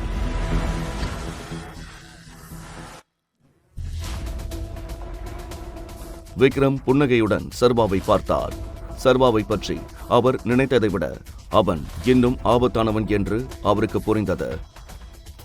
ஆனால் கரிகாலனின் நெற்றியில் இருந்த சுருக்கம் மறையவில்லை. சர்வாவை அவ்வளவு சீக்கிரம் டைகராக ஏற்றுக்கொள்ள அவர் தயாராக இல்லை என்பது தெளிவாக தெரிந்தது. குழுவில் கரிகாலன் இத்தனை காலம் இருக்க விரும்பிய ஒரே காரணம் அவருடைய பிடிவாதம்தான்.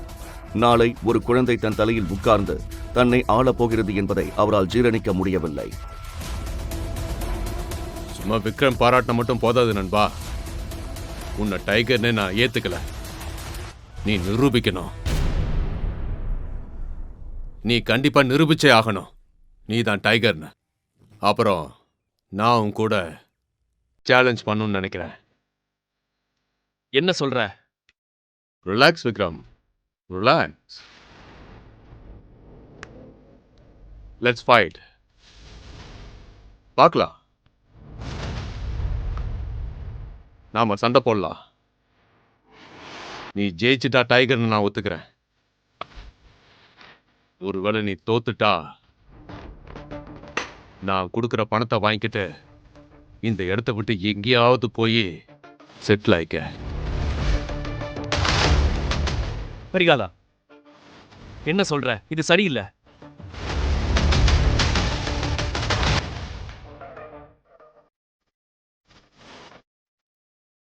Let's fight. எப்ப சண்டை போடலாம்? இதை கேட்டதும் கரிகாலனின் முகத்தில் ஒரு புன்னகை தோன்றியது. விக்ரம் திகைத்து போனான். நீ யாருக்கும் ப்ரூவ் பண்ணணும்னு அவசியம் இல்ல. That's it. விக்ரம் சார், இன்னைக்கு கரிகாலனுக்கு வந்த டவுட் நாளைக்கு வேற யாரோ ஒருத்தருக்கு வரதுக்கு முன்னாடி நான் யாருன்னு நிரூபிக்கிறேன். சர்வாவின் இந்த கம்பீரமான பேச்சு விக்ரமுக்கு சர்வாவின் அப்பா ராஜனை நினைவூட்டியது. அதோடு இதன் பிறகு நடப்பதெல்லாம் கடவுளின் செயல் என பெருமூச்சு விட்டார் விக்ரம். இதை கேட்டுக் கொண்டிருந்த கரிகாலனுக்கு கோபம் தலைக்கேறியது. அடுத்து 1 மணி நேரத்தில் கரிகாலனுக்கு சொந்தமான பிரம்மாண்ட பாக்ஸிங் ரூமில் சர்வா வந்து நிற்க அங்கு ஆஜானு பாகுவாக ஊரே பயந்து நடுங்கும் கரிகாலன் பாக்ஸிங் ரிங்குக்குள் வந்து நின்றார்.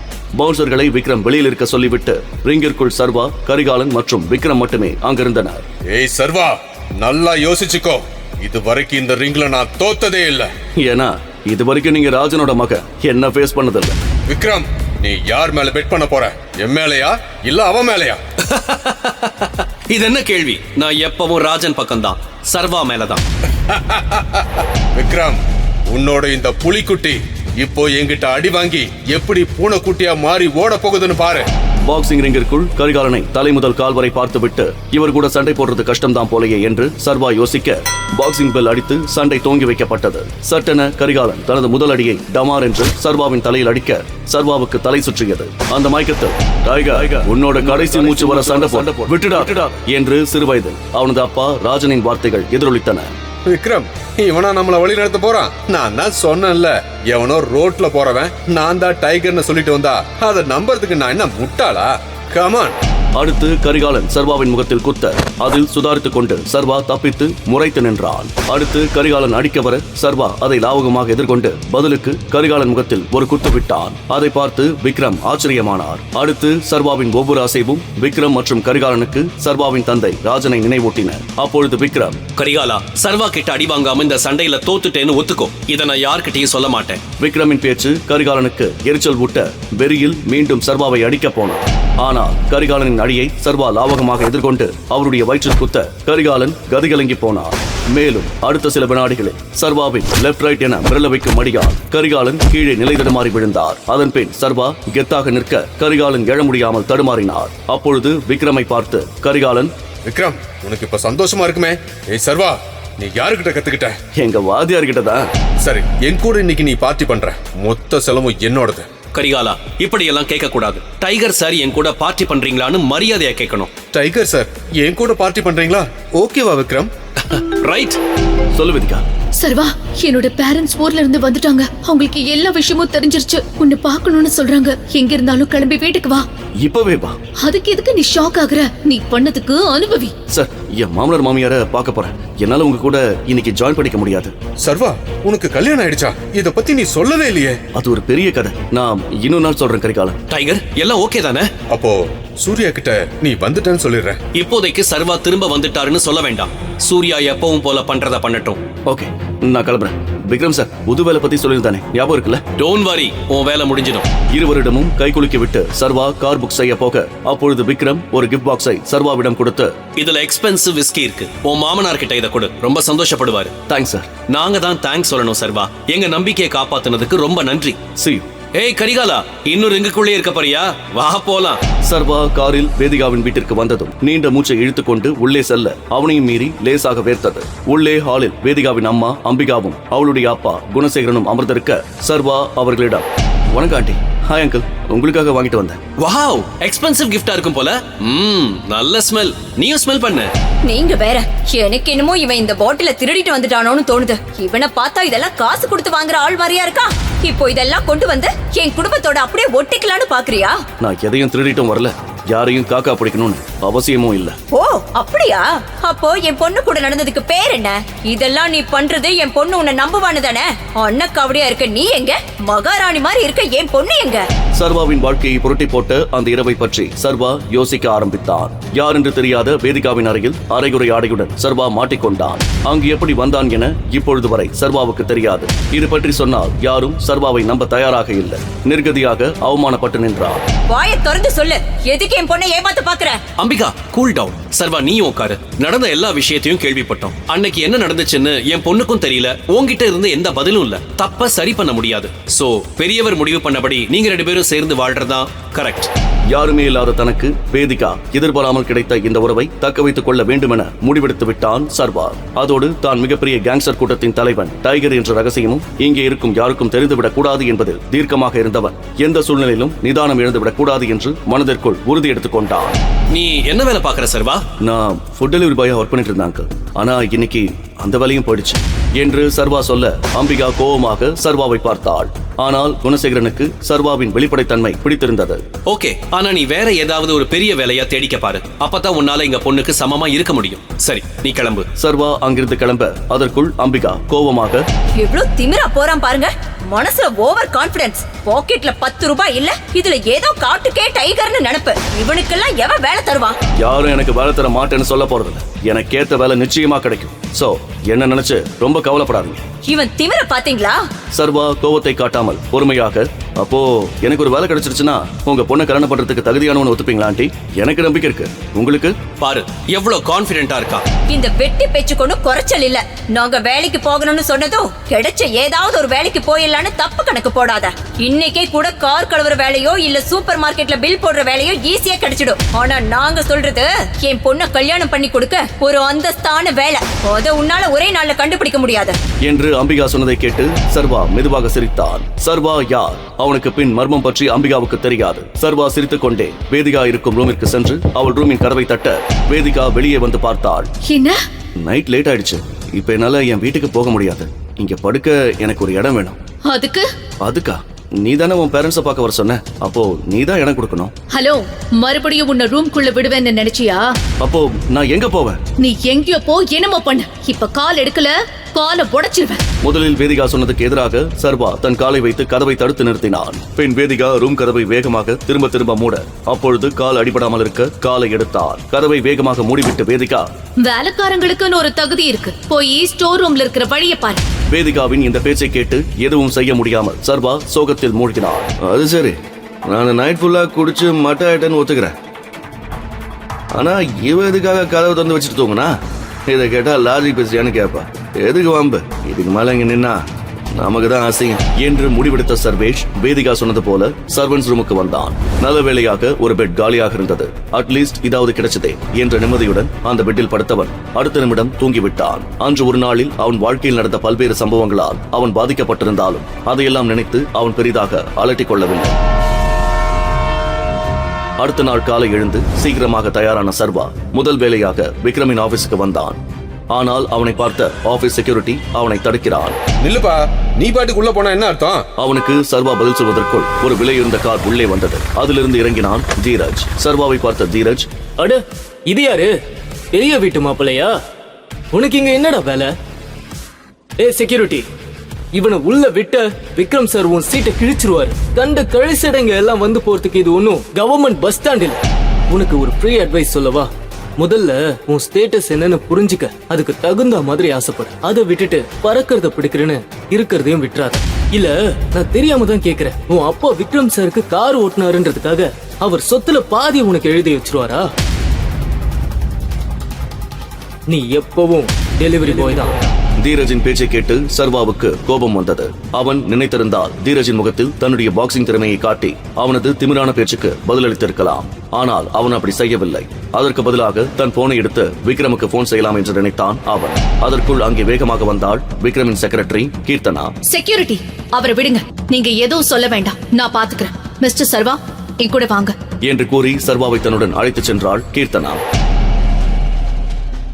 நான் இங்கேயே வந்திருக்கேன்னு உங்களுக்கு விக்ரம் சொன்னாரா? சர்வா விக்ரமை பெயர் சொல்லி அழைத்தது கீர்த்தனாவுக்கு பிடிக்கவில்லை. அதனால் அவள் அந்த கேள்விக்கு பதிலளிக்கவில்லை. சர்வா அதை கவனித்தான். நீங்க என்னோட கேள்விக்கு இன்னும் பதில் சொல்லல. கீர்த்தனா அமைதியாக ஒரு பேப்பரை சர்வாவிடம் கொடுக்கிறாள். சர்வா அந்த பேப்பரை வாங்கி பார்க்கிறான். அந்த பேப்பரில் மேனேஜர் கேட்டகரியில் இருந்த பதவிகளுக்கு முன்னால் ஸ்டார் சைன் போடப்பட்டிருந்தது. விக்ரம் சர்வாவிடம் அந்த கம்பெனியின் மேனேஜிங் டைரக்டர் பதவியை எடுத்துக்கொள்ள சொல்லியிருந்தார். ஆனால் சர்வா இப்போதே தன்னை வெளிப்படுத்திக் கொள்ள விரும்பவில்லை. இதுல ஸ்டார் போட்டிருக்கே, அதுக்கு என்ன அர்த்தம்? ஸ்டார் போட்டிருந்ததுன்னா அந்த ஜாப்ல ஏற்கனவே ஆளுங்க இருக்காங்கன்னு அர்த்தம். அதுக்கு இப்ப ஆளுங்க தேவையில்ல. நீங்க டீ குடிக்கிறீங்களா இல்ல காஃபியா? மேனேஜர் போஸ்டுக்கு என்ன அப்பாயிண்ட் பண்ணிடுங்க. அந்த போஸ்ட்ல ஏற்கனவே ஸ்டார் போட்டிருந்தத பாத்தீங்கல்ல? அது எனக்கும் தெரியும். அந்த வேலையில ஏற்கனவே ஆள் இருக்காங்க. அது உங்களுக்கு எப்படி கொடுக்க முடியும்? அந்த எம்ப்ளாயிய கம்பெனில இருந்து வெளியே அனுப்பணும்னு நினைக்கிறீங்களா? நான் அப்படி சொல்லல. ஆனா இந்த லிஸ்ட் நீங்க தானே எனக்கு கொடுத்தீங்க. ஆமா, ஆனா லோகீர்த்தனா, இதுல என்னோட தப்பு எதுவும் இல்ல. அந்த லிஸ்ட நீங்க தான் என்கிட்ட கொடுத்தீங்க. அதுல எனக்கு பிடிச்ச வேலையை நான் செலக்ட் பண்ணிருக்கேன். இனிமே என்ன பண்ணணும்னு நீங்க பாருங்க. தன் தகுதியை நிரூபிக்கவே சர்வா மேனேஜர் பதவியை கேட்டான். கீர்த்தனாவுக்கு என்ன பதில் சொல்வதென்று தெரியவில்லை. காரணம், விக்ரம் அவரிடம் சர்வா கேட்கும் வேலையை அவனுக்கு கொடுக்கும்படி சொல்லியிருந்தார். ஓகே மிஸ்டர் சர்வா, நீங்க சொன்ன மாதிரியே பண்ணிடுறேன்.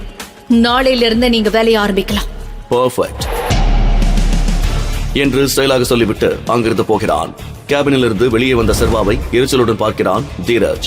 சர்வாவுக்கு அவன் தகுதிக்கு மீறி மரியாதை கொடுக்கப்படுவதாக நினைத்தான் அவன். சர்வா கம்பீரமாக அவனை கடந்து போவதை கடுப்பாக பார்த்துக் கொண்டிருந்தான் அவன்.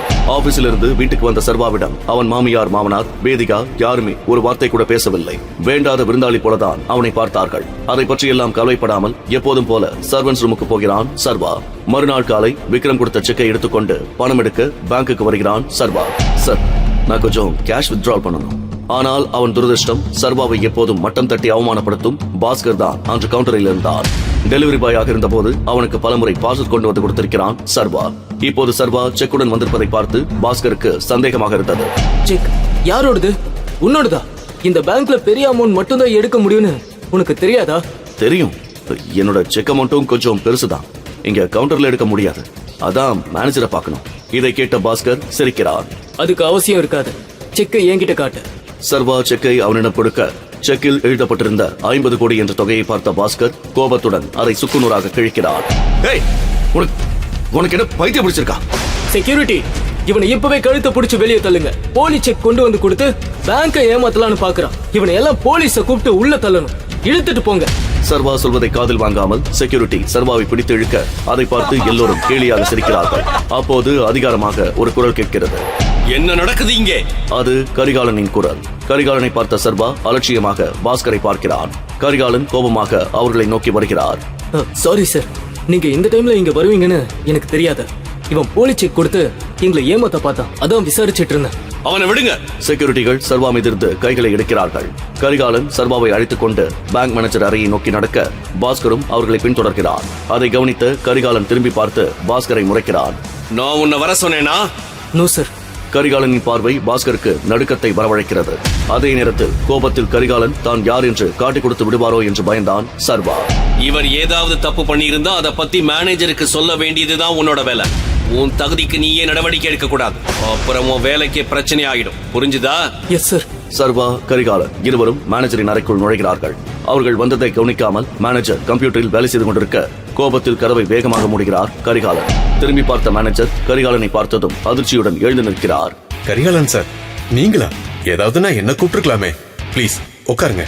சர்வா கரிகாலன் இருவரும் அவருக்கு எதிரே அமர்கிறார்கள். அவர் எதிரே நின்று கொண்டே பணிவாக பேசுகிறார் மேனேஜர். சொல்லுங்க சார், என்ன செய்யணும்? நான் ஒரு வேலையா வந்தேன். ஆனா வெளியில நடந்த காமெடியை பார்த்தது அதை பத்தி உங்ககிட்ட பேசணும்னு தோணுச்சு. சொல்லுங்க சார். இவர் யாருன்னு உங்களுக்கு தெரியுதா? சர்வாவை குழப்பமாக பார்த்த மேனேஜருக்கு முதலில் அவன் யார் என்று தெரியவில்லை. சட்டென்று சர்வாவின் கையில் அணிந்திருந்த மோதிரம் அவர் கண்ணில் பட்டதும் அதிர்ச்சியில் நிற்க முடியாமல் அவர் கால்கள் நடுங்குகிறது. கடவுளே, இவரு நம்ம டைகரா? சர்வா அருகில் வருகிறார் மேனேஜர். இவருக்கு என்ன தெரியுமா? இவர் யாரு?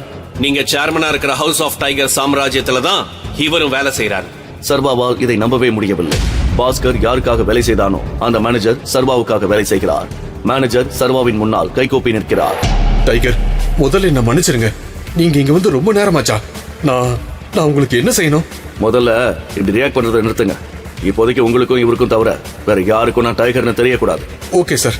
டைகர், உங்களை பார்த்ததுல ரொம்ப சந்தோஷம். நீங்க வந்துட்டீங்கல்ல, இனி நாங்க தைரியமா இருப்போம். நம்ம எதிரிங்களுக்கு ஒரு பாடம் கத்து கொடுக்கலாம். அதெல்லாம் அவரு பார்த்துப்பாரு. ஆனா அதுக்கு முன்னாடி நீங்க உங்களோட வேலைக்காரங்களுக்கு ஒரு பாடம் கத்து கொடுக்கணும். நான் கத்து கொடுக்க ஆரம்பிச்சேன்னா என்ன ஆகும்னு உங்களுக்கு தெரியும் என்று சொன்ன கரிகாலன் பாஸ்கர் செய்த அனைத்தையும் சொல்ல மேனேஜர் கோபமடைகிறார். அதே நேரத்தில் ஒரு ரகசியமான இடத்தில் சர்வாவுக்கு எதிரான ஒரு பயங்கரமான சதி திட்டம் தீட்டப்பட்டுக் கொண்டிருந்தது. ஹிந்தி பட வில்லன் மாதிரியான தோற்றத்தில் படுஸ்டைலாக இருந்த ஒரு மர்ம நபருடன் மிக நெருக்கமாக இருந்தால் அந்த கவர்ச்சியான இளம்பெண். இப்பதான் இன்ஃபர்மேஷன் வந்துச்சு. Tiger has return. அந்த இளைஞன் சிகரெட் பிடித்தபடி யோசிக்கிறான். அந்த கவர்ச்சியான இளம்பெண் தன் துப்பாக்கியை எடுக்கிறாள். முடிச்சிடவா? வேண்டாம், இப்பதானே வந்திருக்கான், கொஞ்சம் விளையாடட்டும். ஆட்டத்தை ஆரம்பிச்ச உடனேயே முடிச்சிட்டா இன்ட்ரெஸ்ட் இருக்காது. நேர வரும்போது சொல்றேன், குறி வச்சா தப்ப கூடாது. அப்பாவி இளைஞன் கொண்டு வந்த 50 கோடி ரூபாய் செக்க கிழித்து போட்டு திருடன் பிச்சைக்காரன் என்று அவமானப்படுத்திய பேங்க் மேனேஜரை காலில் விழுந்து மன்னிப்பு கேட்க வைத்த சாதாரண டெலிவரி பாய் இளைஞன். வாங்க, பல்லாயிரக்கணக்கானவங்க கேட்டு ரசித்த பிளாக் பஸ்டர் கதையை இலவசமா கேட்கலாம். பாஸ்கர் என்ன வேலை பண்ணி வச்சிருக்க? உடனே கேபினுக்கு வா என்று பாஸ்கரை வர சொல்லி உத்தரவிட்டார். எதுக்கு உள்ள கூப்பிடுறாரு என்று யோசித்துக் கொண்டே உள்ளே சென்ற பாஸ்கர், ஏன் சார் வர சொன்னீங்க? Any problem? ப்ராப்ளமா? நீ பண்ணது தாண்டா ப்ராப்ளம். யார கேட்ட அவரோட செக்க கிழிச்ச? உனக்கு ஏதாவது அறிவு இருக்கா? ஐயோ சார், நீங்க தான் அவனை தப்பா புரிஞ்சிட்டு இருக்கீங்க. அவன் ஒரு சாதாரண டெலிவரி பாய். அவன் எனக்கு நல்லா தெரியும். என்கிட்டயே ஃபேக் செக் கொடுத்து ஏமாத்த பார்த்தான். அதான் கிழிச்சு போட்டேன். பாஸ்கர் சொன்னதை கேட்டு சர்வா கைகளை கட்டிக்கொண்டு அவனை பார்த்து சிரித்தான். ஒன்றதெல்லாம் பண்ணிட்டு போய் வர சொல்றியா? அந்த செக்க யார் கொடுத்ததுன்னு தெரியுமா? இந்த ஊரிலேயே மிகப்பெரிய பிசினஸ் மேன் விக்ரமன். அவர் கொடுத்து விட்ட செக்க தான் இப்படி அறிவுகட்டத்தனமா கிழிச்சு போட்டிருக்க என்று அதீத கோபத்தில் மேனேஜர் கத்தவும் பாஸ்கருக்கு இதய துடிப்பே நின்று விட்டது. என்னால இத நம்பவே முடியல சார். நீ ரொம்ப ஈஸியா அவரோட செக்க கிழிச்சு போட்டல. நீ இப்படி பண்ணின விஷயம் மட்டும் அவருக்கு தெரிஞ்சது, உன்னையும் நார் நாரா கிழிச்சு தொங்க விட்டுருவாரு. சார் சாரி சார், நான் தெரியாம பண்ணிட்டேன். எப்படியாவது என்ன இதுல இருந்து காப்பாத்துங்க சார், எனக்கு பயமா இருக்கு. முட்டாள், முதல்ல போய் நீ கிழிச்சு போட்ட செக்க எடுத்துட்டு வா. அத டேப் போட்டு ஒட்டு. சார் எப்படி சார் பாசிபிள்? முடியாதுன்னா உனக்கு இங்க வேலை இல்ல. இன்னைக்கு நான் உன்னை ஃபயர் பண்றேன். கிளம்பு. ஐயோ சார், நான் பண்றேன் சார். 1 மினிட் என்று கூறி வேகமாக கேபினுக்கு ஓடி வந்து கீழே கிடந்த கிழிந்த செக்கை பொறுக்கி அள்ளினான். சர்வா அமைதியாக நடப்பதையெல்லாம் பார்த்துக் கொண்டிருந்தான். பின் வேகமாக உள்ளே வந்த பாஸ்கர் தான் கிழித்து போட்ட அனைத்தையும் டேபிள் மீது வைத்தான். சின்ன சின்ன பீஸாக கிடந்த அதை எப்படி ஒட்டுவது என்றே அவனுக்கு புரியவில்லை. அதை ஒட்டுவதற்கு டேப்பை எடுத்துக்கொண்டு, கடவுளே, என் வேலையை நீதா காப்பாற்றணும் என்று மனதிற்குள் வேண்டியபடி ஓரக்கண்ணில் சர்வாவையும் அவ்வப்போது பார்த்தபடி அந்த செக்கை ஒட்ட ஆரம்பித்தான். டைகர், சொல்லுங்க, நம்மளோட அடுத்த மூவ் என்ன? சர்வா பதில் சொல்லும் முன் கரிகாலன் பேச ஆரம்பித்தார். இப்பதான் டைகர் திரும்பி வந்திருக்காரு. ஆனா சூர்யா திரும்பி வர்ற வரைக்கும் நாம எந்த மூவும் பண்ண போறது கிடையாது. ஆமா, சார் சொல்றதும் சரிதான். டைகர் புலிகள் கூட்டத்துக்குள்ள ஒரு நரி நுழைஞ்சிருக்கு. அதுதான் நம்மள பத்தின எல்லா இன்ஃபர்மேஷனையும் எதிரிகிட்ட கொடுத்துட்டு இருக்கு. அது யாருன்னு கண்டுபிடிக்கிற வரைக்கும் நாம ரொம்ப ஜாக்கிரதையா இருக்கணும். நரியா? யூ மீன் இந்த கேங்லயே ஒரு ஸ்பை இருக்கான்னு சொல்றீங்களா? ஆமா டைகர், சூர்யா திரும்பி வந்ததும் இத பத்தின டீடைல்ஸ் உனக்கு சொல்லுவான். ஆனா அது வரைக்கும் நீ உன்னோட அடையாளத்தை வெளியே காட்டாம இருக்கிறது தான் நல்லது. அண்ட் உன் அப்பாவோட கொலைக்கு பின்னாடி இருக்கிற ஆளுக்கும் அந்த ஸ்பைக்கும் நிச்சயமா சம்பந்தம் இருக்கணும். சர்வாவோ, அதான் எனக்கு யாருன்னு தெரியுமே. கூடவே இருந்து குழி பறிச்சது ராணா. இப்ப அவன் அப்பம் பண்ண தப்ப எல்லாம் மறைச்சிட்டு நாடகம் போட்டுட்டு இருக்கான். அவன் மகன் சூர்யா என்று நினைக்க கோபமாய் வந்தது அவனுக்கு.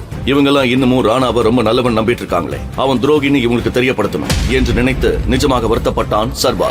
நான் இன்னும் இந்த குரூப்ல யாரெல்லாம் மீட் பண்ணணும்? நம்மளோட க்ளோஸ் குரூப்ல சூர்யா, விக்ரமன் சார், திவாகர் சார், கரிகாலன், நான், பாரிவேந்தன், சக்கரவர்த்தி, அப்புறம் ஆலியா.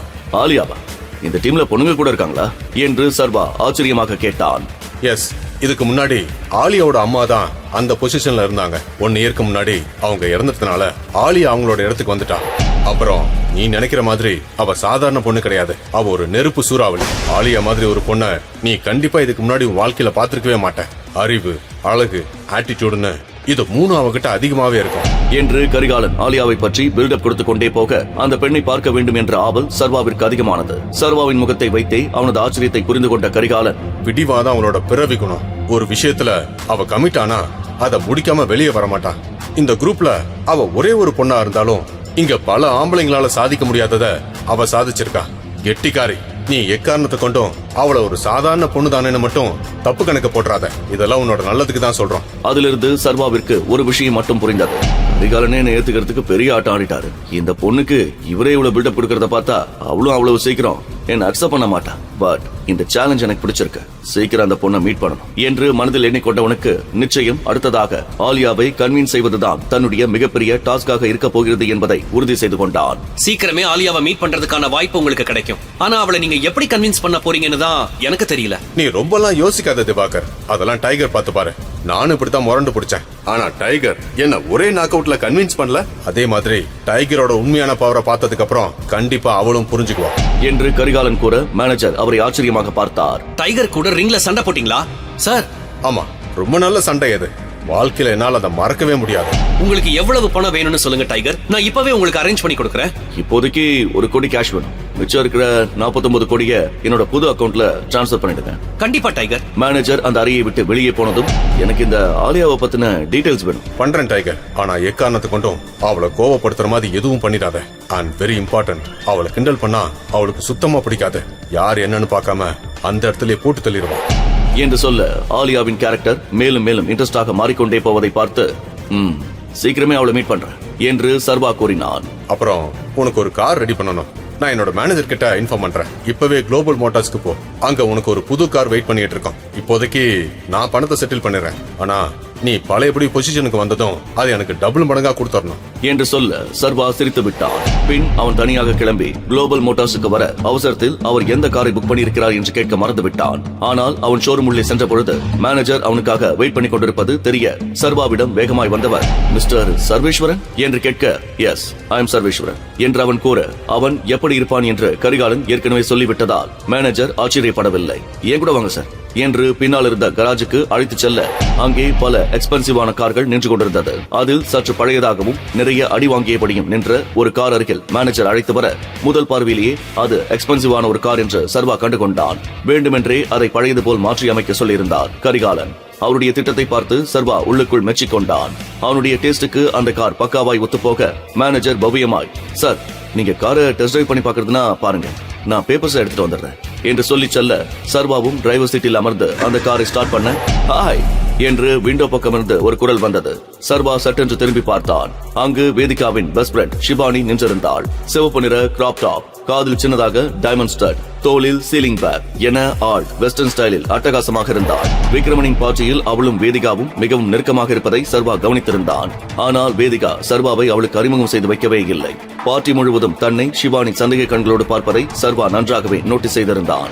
அவள் சர்வாவை பார்த்த விதம் மிகவும் விசித்திரமாக இருந்தது. ஹே, நீங்க வேதிகாவோட ஃபியான்சி சர்வா தானே? நீங்க இந்த காரை வாங்க போறீங்களா? உங்களுக்கு என்ன தெரியுமா?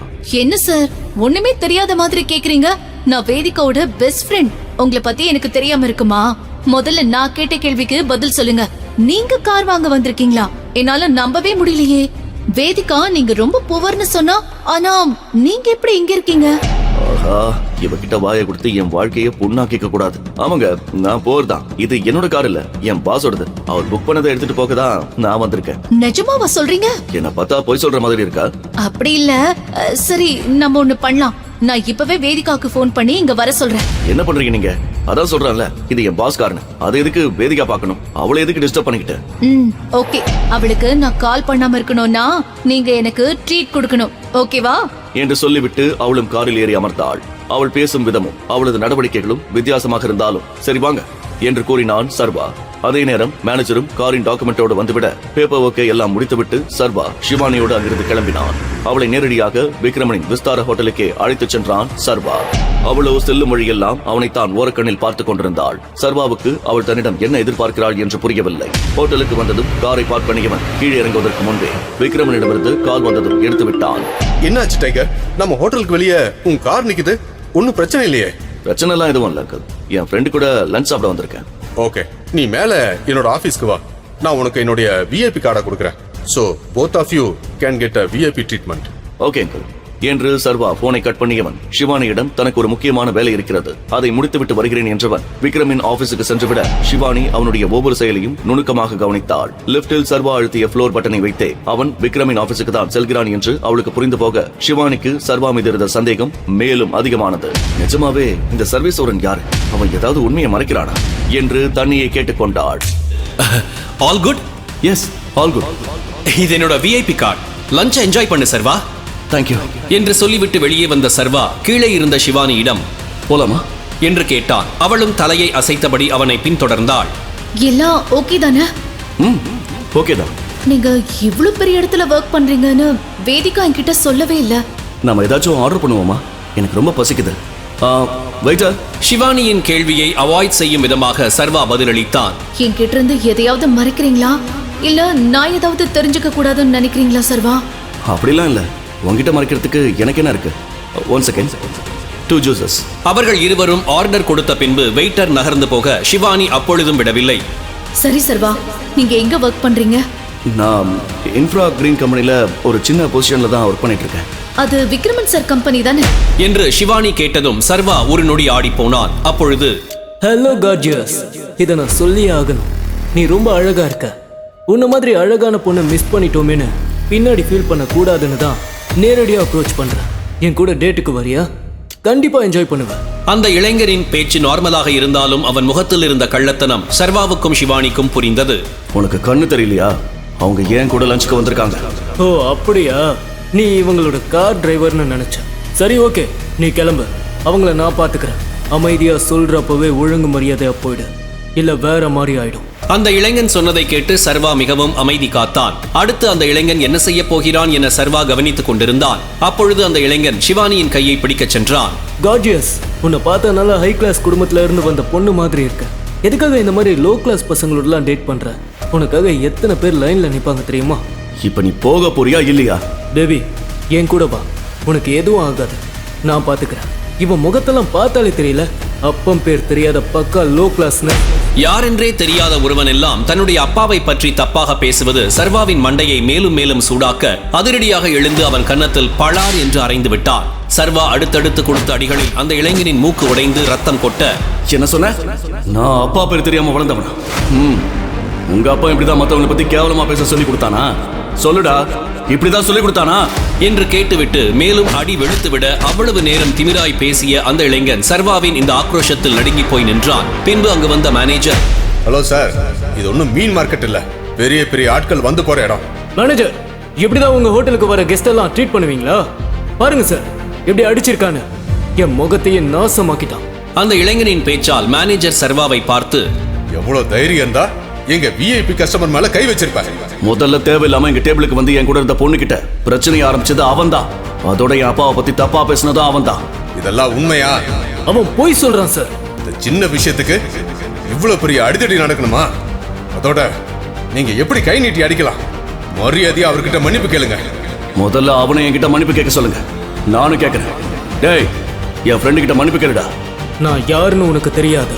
நீ மன்னிப்பு கேட்காட்டி இந்த இடத்துல இருந்து உயிரோட போக மாட்ட. சார், தப்பு இவர் மேல கிடையாது. அவன் தான் என்ன ஹராஸ் பண்ணான், தப்பு தப்பா பேசினான். அதை என்னன்னு கேக்குறப்பதான் 2 பேருக்கும் சண்டை பெருசாயிடுச்சு. அதெல்லாம் இருக்கட்டும், இவரு எங்க விஐபி கஸ்டமர் கிட்ட மன்னிப்பு கேட்டே ஆகணும். அப்பொழுது விக்ரம் கொடுத்த கார்டை சர்வா மேனேஜரிடம் காண்பித்து, இந்த கார்டை எனக்கு யார் கொடுத்தாங்கன்னு பார்த்துட்டு அதுக்கப்புறம் நான் மன்னிப்பு கேட்கணுமா வேண்டாமான்னு முடிவு பண்ணுங்க. மேனேஜர் சர்வா கையில் இருந்த கார்டை வாங்கி செக் பண்ண அதில் இருந்த பெயரை பார்த்ததும் அவர் முகம் பேய் அடித்தது போல மாறியது. அந்த கார்டில் விக்ரமனின் பெயர் இருப்பதால் சர்வா விக்ரமனுக்கு க்ளோஸான ஆள் என்று புரிந்து கொண்டவர் அந்த இளைஞனை முறைக்க, அதற்குள் சர்வா, முதல்ல உன் அம்மா கிட்ட போய் பொண்ணுங்களை எப்படி மதிக்கணும்னு கேட்டு கத்துக்கோ. சிவானி, வா போலாம். சர்வா சிவானியுடன் அங்கிருந்து காரில் கிளம்பினான். சிவானியோ ஒரே நாளில் சர்வேஸ்வரனின் பல்வேறு பரிணாமங்களை பார்த்த வியப்பில் இருக்க, அவள் மனதில் என்ன ஓடுகிறது என்று புரியாமல் சர்வா குழப்பமாயிருந்தான். நீ ஓகே தானே? ஓகே. சாரி, லஞ்சு கூட்டிட்டு வந்து என்னாலேயே பிரச்சனை ஆயிடுச்சு. வேணும்னா நம்ம இன்னொரு ஹோட்டலுக்கு போய் சாப்பிடலாமா? இன்னைக்கு நான் ஃப்ரீ தான். இதனால் சிவானியை இன்னொரு ஸ்டார் ஹோட்டலுக்கு அழைத்து வந்தான். அந்த ஹோட்டலின் பெயரை பார்த்ததுமே ஒரு நிமிடம் தயங்கி நின்றான். இந்த ஆடம்பரமான ஹோட்டல் ஆதிசேஷன் குரூப்புக்கு சொந்தமானது. சர்வாவின் குரூப்புக்கும் ஆதிசேஷன் குரூப்புக்கும் பெரிய பகை இருப்பது விக்ரமன் மூலமாக ரீசெண்டாக தெரிந்திருந்தாலும் அவனுக்கு ஆதிசேஷன் குறித்து பல விஷயங்களை தெரிந்து கொள்ள ஆர்வமாக இருந்தது. ஒரு பக்கம் அந்த ஹோட்டலுக்குள் செல்ல வேண்டாம், தேவையில்லாமல் பிரச்சனை வரும், உடன் சிவானியும் இருக்கிறாள் என்று அவன் மனம் எச்சரிக்கை செய்தாலும், ஒருவேளை ஆதிசேஷனை இங்கு மீட் பண்ண வாய்ப்பு கிடைத்தால் என்று யோசித்தவன் தைரியமாக சிவானியிடம் உள்ளே சென்று டேபிளில் அமர்ந்தான். இப்பவாது உங்களை பத்தி என்கிட்ட முழுசா சொல்வீங்களா மாட்டீங்களா? நானும் கேள்வி கேட்டுட்டே இருக்கேன், நீங்க அதை கவனிக்காத மாதிரி அவாய்ட் பண்ணிட்டே இருக்கீங்க. தன் நடவடிக்கையால் தான் சிவானி இப்படி கேள்வி கேட்கிறாள் என சர்வாவுக்கு புரிந்தது. என்ன பத்தி உனக்கு என்ன தெரியணும்? வேற எதை பத்தி? உங்களை பத்தி தான். என்ன பத்தி பெருசா சொல்லிக்க எதுவும் இல்ல என்று அவளோடு பேச்சுவார்த்தையை சர்வா மொத்தமாக கட் பண்ண அவன் கவனம் அவர்களுக்கு பக்கவாட்டில் இருந்தவர்களின் பேச்சில் திசை திரும்பியது. அங்கு ஒரு கேங் பார்ட்டி பண்ணி கொண்டிருந்தது. ஆதிசேஷன் தான் இன்னைய தேதிக்கு நம்பர் 1 டான். தமிழ்நாட்டில் மட்டும் இல்ல, மொத்த இந்தியாலையும் பெரிய அண்டர்வேர்ல்ட் லீடரா மாறிட்டு இருக்காரு. ஆமா, டைகர் பேர் எப்போ அண்டர்வேர்ல்ட்ல இருந்து மறைஞ்சு போச்சோ அவங்களோட மொத்த குரூப்பும் வீக்கா மாறிடுச்சு. டைகர் என்ற பெயரை கேட்டதுமே சர்வாவின் காதுகள் ஷார்ப்பானது. என்ன மறைக்கிறீங்க? சொல்லுங்க. நான் எதுவும் மறைக்கல. டைகர் காணாம போகல. டைகர் இப்பவும் உயிரோட தான் இருக்காராம். அவர் கண்டிப்பா திரும்பி வருவாரு. ஏ ஜானி, அமைதியா இருடா. இதுக்கு தான் அதிகமா குடிக்காதுன்னு சொன்னேன். இப்ப பாரு, பைத்திய மாதிரி என்னென்னவோ உளறிட்டு இருக்க. ஆதிசேஷன் ஹோட்டல்ல இருந்துகிட்டு டைகரை பத்தி பேசிட்டு இருக்காங்க. நான் உளறல, உண்மைதான் சொல்றேன். டைகரை எந்த காலத்திலயும் ஆதிசேஷன் கூட கம்பேர் பண்ணாதீங்க. Tiger is not a word, it's an emotion. He is a world class boss. எப்பவும் அவர் தான் எல்லாருக்கும் பாஸ். ஆனா அந்த ஆதிசேஷன் அவர் கால் தூசிக்கு கூட வர முடியாது. சீக்கிரமே டைகர் திரும்பி வர்றப்போ இங்க இருக்க எல்லாம் தலைகீழா மாறும். இப்ப நான் சொல்றது உண்மைன்னு உங்களுக்கு புரியும் என்றவன் முழு போதையில் கூற, இதை கேட்டுக்கொண்டிருந்த சர்வாவின் பின்னந்தலை ஒரு நிமிடம் சிலிர்த்தது. அவனை எட்டி பார்த்தான். 20 வயதில் பணக்கார காலேஜ் ஸ்டூடெண்டாக இருந்த ஜானி இன்னொரு லார்ஜ் லிக்கரை உள்ளே தள்ளினான். அவன் பேச்சில் தெரிந்த உறுதி சர்வாவை ஈர்த்தது. அப்படி இந்த ஜானி எதற்காக தன்னுடைய ஹவுஸ் ஆஃப் டைகர் குரூப்பின் மீது இவ்வளவு நம்பிக்கை வைத்திருக்கிறான்? அவனுக்கு டைகரை பற்றி ஏதாவது இன்ஃபர்மேஷன் தெரியுமா என்று அவனுக்கு அது மிகப்பெரிய சந்தேகத்தை உருவாக்கியது. சட்டென அவர்களை நோக்கி சில கண்கள் திரும்பின. என்ன இருந்தாலும் டைகர் டைகர் தான். இந்த மொத்த இந்தியாலையும் அவனை மிஞ்ச யாருமே கிடையாது. அவர்கள் பேசிக் கொண்டிருந்ததை கவனித்த ஷிவானி சர்வாவிடம், இப்பெல்லாம் எங்க பார்த்தாலும் டைகரை பத்தி தான் பேசிட்டு இருக்காங்க. இத பத்தி நீ என்ன நினைக்கிற சர்வா? ஆனால் சர்வா ஷிவானி பேசிக் கொண்டிருந்ததை கவனிக்காமல் தன் எதிரிகள் யாரும் இங்கு சுற்றி கொண்டிருக்கிறார்களா என பார்த்து கொண்டிருந்தான். சர்வா, சர்வா, என்னாச்சு? நீ ஏன் ஃப்ரெண்டு கிட்ட போய் சொல்லிட்டு இருக்கியா? எந்த ஃப்ரெண்டு கிட்ட? வேதிகா. சச்சே, என்ன பேசிட்டு இருக்க நீ? நான் எதுக்காக வேதிகா கிட்ட போய் சொல்ல போறேன்? வந்ததுல இருந்து நீ தேவையில்லாத கேள்வியா கேட்டு ஏன் என்ன நோண்டிக்கிட்டே இருக்க? ஓகே, இப்போ நான் கிளம்பணும். எனக்கு ஒரு முக்கியமான வேலை இருக்கு. சீக்கிரம் வரலனா வேதிகா கோச்சுப்பா. யூ நோ வாட், அவ என் மேல அவ்வளவு பொசசிவா இருக்கா. சோ நான் கிளம்புறேன். உன் மேல வேதிகா பொசசிவா இருக்காளா? நான் என்ன லூசா நீங்க சொல்றதெல்லாம் நம்புறதுக்கு? அவளுக்கு உங்களை பார்த்தாலே பிடிக்காது. நீங்க என்ன பண்ணாலும் எங்க இருந்தாலும் அவ கண்டுக்கவே போறதில்ல. இதுல நீங்க லேட்டா வர்றதுக்கு அவ கோபப்பட போறாளா? அதெல்லாம் கப்பல்ஸ்குள்ள 1000 இருக்கும். எல்லாத்தையும் உங்ககிட்ட ஷேர் பண்ண முடியாது. இப்ப நான் உடனே கிளம்பி ஆகணும். வா, உன்னையும் டிராப் பண்ணிடுறேன் என்று சொன்ன சர்வா ஷிவானியை அழைத்துக் கொண்டு ஹோட்டலை விட்டு வெளியேறினான். அதே சமயம் ஜானியை அழைத்துக் கொண்டு அவன் நண்பர்கள் வெளியேறுவதையும் பார்த்தான். ஷிவானி சென்ற பின்பு ஜானி மற்றும் அவன் நண்பர்கள் சென்ற திசைக்கு சென்றான். அங்கு ஜானியை அடிப்பதற்காக அவனை சுற்றி ஆட்கள் நின்றிருந்தனர். என்ன விடுங்க, வலிக்குது, விடுங்க, அம்மா. வலி தாங்க முடியாமல் என்ன விடுங்க ப்ளீஸ் அடிக்காதீங்க என்று கத்திக் கொண்டிருந்தான் ஜானி. இவனை இங்க வச்சு அடிப்பாங்கன்னு நினைச்சு என்று மனதில் நினைத்த சர்வா வேகமாக அவர்களிடம் சென்றான். கூட்டத்தில் இருந்த ஒருவன் அதை பார்த்து, ஏய் யாரா நீ, இங்கெல்லாம் வரக்கூடாது, கிளம்பு. கிளம்பலன்னா என்னடா பண்ணுவ? முதல்ல அவனை அடிக்கிறத நிறுத்துங்கடா. தோடா காப்பாத்த வந்துட்டாரு ஹீரோ. ஏய் எனக்கு இப்ப 2 கொலை பண்றதுக்கெல்லாம் மூடு இல்ல, ஒழுங்கா அங்கிருந்து போயிடு, இல்ல என்கிட்ட அடி வாங்கிய செத்துருவ. ஓ இது வேறையா? பரவாயில்ல, உனக்கு மூடு வர வரைக்கும் நான் வெயிட் பண்றேன் என்று கெத்தாக சர்வா நிற்க அந்த மொத்த கூட்டமும் அவனை கொலை வெறியோடு பார்த்தது. அந்த கூட்டத்திற்கு லீடர் போல இருந்த கருப்பு சட்டைக்காரன், டேய் மனசுல என்ன பெரிய ஹீரோன்னு நினைப்பா? கெத்தா நடந்து வந்து சீன் போட்டா நாங்க பயந்துடணுமா? நான் காண்டாகிறதுக்குள்ள போயிடு, இல்ல இவனோட சேர்த்து உனக்கும் சமாதி கட்டிடுவேன். அதையெல்லாம் கண்டுகொள்ளாத சர்வா மொத்தம் எத்தனை பேர் இருக்கிறார்கள் என்று கவுண்ட் செய்துவிட்டு அடி வாங்கி கிடக்கும் ஜானி பக்கம் திரும்பினான். பின் கூட்டத்தில் இருந்தவர்களை பார்த்து, நீ என்ன பண்ற? மாச்சூரிக்கு போன் பண்ணி ஒரு 10 பாடி வந்துட்டு இருக்கு, உடனே ஸ்ட்ரெச்சர் மற்ற ஏற்பாடெல்லாம் பண்ணுங்கன்னு சொல்லு, நம்ம கொஞ்ச நேரத்துல இங்கிருந்து போயிடலாம் என்று அவன் சொல்லவும் கூட்டத்தின் தலைவன் சர்வாவை பார்த்து சிரிக்க, சிறிதும் பயமில்லாமல் கெத்தாக சர்வா நிற்க அந்த மொத்த கூட்டமும் அவனை அடிக்க பாய்ந்தது. அடுத்த நொடியிலிருந்து சர்வாவின் அதகளம் ஆரம்பித்தது. தன்னை அடிக்க வந்த ஒருவனை அருகில் இருந்த சோற்றில் விசிறி அடித்து அவன் மண்டையை உடைத்தான். இன்னொருவன் வயிற்றிலேயே எட்டி உதைக்க வலி தாங்க முடியாமல் கீழே விழுந்தான் அவன். அடுத்து வந்தவன் கையை வளைத்து பிடித்து முறித்து இருக்க எலும்பு நொறுங்கும் சத்தம் நன்றாகவே வெளியில் கேட்டது. அடுத்தடுத்து தன்னை அடிக்க வந்தவர்களையும் இதே போல அட்டாக் செய்தான் சர்வா. சில நிமிடங்களில் அந்த இடமே மொத்தமாக ரத்த கலரியாக மாறியிருந்தது. எப்படியும் இன்று இவர்களிடம் அடி வாங்கி சாக போகிறோம் என்ற அளவிற்கு பயத்தில் இருந்த ஜானி நடப்பதை நம்ப முடியாமல் பெரிய அளவில் ஷாக் ஆகியிருந்தான். இப்போது அவன் கண்களுக்கு தன்னை காப்பாற்ற வந்தவன் கடவுளாகத்தான் தெரிந்தான். அனைத்து ரவுடிகளையும் வீழ்த்திவிட்டு கையை உதறியபடி நடந்து வந்த சர்வாவை வாய் பிளந்து ஆச்சரியமாக பார்த்துக் கொண்டிருந்தான் ஜானி. அவன் கை கால்கள் முகம் என்று அனைத்து இடங்களிலும் அடி பலமாகவே விழுந்திருக்க அவனால் பேசக்கூட முடியவில்லை. என்னை காப்பாத்தினதுக்கு ரொம்ப தேங்க்ஸ். யார் நீங்க? உங்க பேர் என்ன? ஆம்புலன்ஸுக்கு போன் பண்ணிருக்க, இன்னும் கொஞ்ச நேரத்தில் வந்துடும். உன் ஃப்ரெண்ட்ஸையும் ஹாஸ்பிட்டலுக்கு கூட்டிட்டு போ. சார் நீங்க யாருன்னு சொல்லவே இல்லையே. நான் தான் டைகர். தான் காண்பது கனவா இல்லை உண்மையா என்று கூட ஜானிக்கு புரியவில்லை. சர்வா முகத்தில் கர்ச்சீப் கட்டியிருந்ததால் அவன் முகத்தை முழுவதுமாக ஜானியால் பார்க்க முடியவில்லை. அதிர்ச்சியில் இருந்து மேல முடியாமல் ஜானி மேலும் எதுவும் பேசும் முன் சர்வா அங்கிருந்து கிளம்பியிருந்தார். ரவுடிகளோடு சண்டை போட்ட அவனுக்கும் சில அடிகள் வீழ்ந்திருக்க கை கால் எல்லாம் நன்றாகவே வலித்தது. அந்த வலியுடனே வேதிகாவின் வீட்டிற்கு வந்து சேர்ந்தான். வேதிகாவின் மொத்த குடும்பமும் எதையோ சீரியஸாக விவாதித்துக் கொண்டிருந்தார்கள். எனக்கு என்ன பண்றதுன்னு ஒண்ணுமே புரியல. நாம எப்படியாவது அந்த விக்ரம் கிட்ட இத பத்தி பேசணும். இப்போதைக்கு அவரால் மட்டும்தான் நமக்கு ஹெல்ப் பண்ண முடியும் என்று குணசேகரன் சொல்லிக் கொண்டிருக்க மொத்த குடும்பமும் அமைதியாக அவர் பேசுவதை கேட்டுக் கொண்டிருந்தனர். அனைவர் முகமும் சற்று சீரியஸாக தெரிந்தது. கூடவே ஏதோ பிரச்சனையில் இருக்கிறார்கள் என்பதையும் சர்வாவால் புரிந்து கொள்ள முடிந்தது. அது எப்படி பாசிபிள்? எனக்கு ஒன்னும் நம்பிக்கை இல்ல. இதுக்கு வேற எந்த வழியும் இல்லையா? அந்த விக்ரமனை மீட் பண்ணி பேச ஒரு வழியை கண்டுபிடிக்கணும். சரியா சொன்னீங்க. HNT கார்ப்பரேஷன்ல இருந்து நமக்கு ஹெல்ப் கிடைக்காத வரைக்கும் நம்மளால இந்த பிரச்சனையை சரி பண்ணவே முடியாது. அம்மா என்ன பேசிட்டு இருக்கீங்க? அப்படியெல்லாம் நமக்கு ஈஸியா யாரும் ஹெல்ப் பண்ணிட மாட்டாங்க. அதுவும் நீங்க சொல்ற இடம் யாரோட கட்டுப்பாட்டுல இருக்குன்னு தெரியுமா? டைகர் கட்டுப்பாட்டுல இருக்கு. கொஞ்ச நாளாவே டைகர் திரும்பி வந்துட்டதா வேற ஒரு ரூமர் போயிட்டு இருக்கு. அப்படியெல்லாம் ஈஸியா நம்மளால டைகரை மீட் பண்ணிட முடியாது. அதுவும் இல்லாம டைகரை யாருமே பார்த்ததில்லைன்னு வேற பேசிக்கிறாங்க. அதனால வேற ஏதாவது ஆப்ஷனா தான் பார்க்கணும். வேற வழி தானே? ஏன் இல்லாம ஒரு வழி இருக்கு. நீ மட்டும் நான் சொல்ற மாதிரி கேட்டா போதும். நீ நம்ம பிசினஸ் பார்ட்னரா இருக்கிற பிரவீனை கல்யாணம் பண்ணிக்கோ. இந்த பிரச்சனையெல்லாம் ஈஸியா முடிஞ்சிடும். இந்த ஒண்ணுமில்லாத வெறும் பையில கல்யாணம் பண்ணிக்கிட்டு நீ என்ன பண்ண போற? நான் சொல்ற மாதிரி பண்ண, எல்லா பிரச்சனையும் முடிஞ்சிடும் என்று அம்பிகா சாதாரணமாக கூற மற்றவர்கள் தான் சற்று ஷாக் ஆகினர். குறிப்பாக இது அனைத்தையும் கேட்டுக்கொண்டிருந்த சர்வா அங்கு வந்ததை அவர்கள் இதுவரை கவனிக்கவில்லை. அவர்கள் முன்னால் வந்து நின்ற சர்வாவை பார்த்து அனைவரும் அதிர்ச்சி ஆயினர். எல்லாருக்கும் வணக்கம் என்று சொல்லிவிட்டு அங்கிருந்து வேக வேகமாக மாடிக்கு சென்றான். முழு கதையையும் கேட்டு மகிழ பாக்கெட் FM ஆப்பை டவுன்லோட் செய்யுங்கள். லிங்க் டிஸ்கிரிப்ஷனில் கொடுக்கப்பட்டுள்ளது.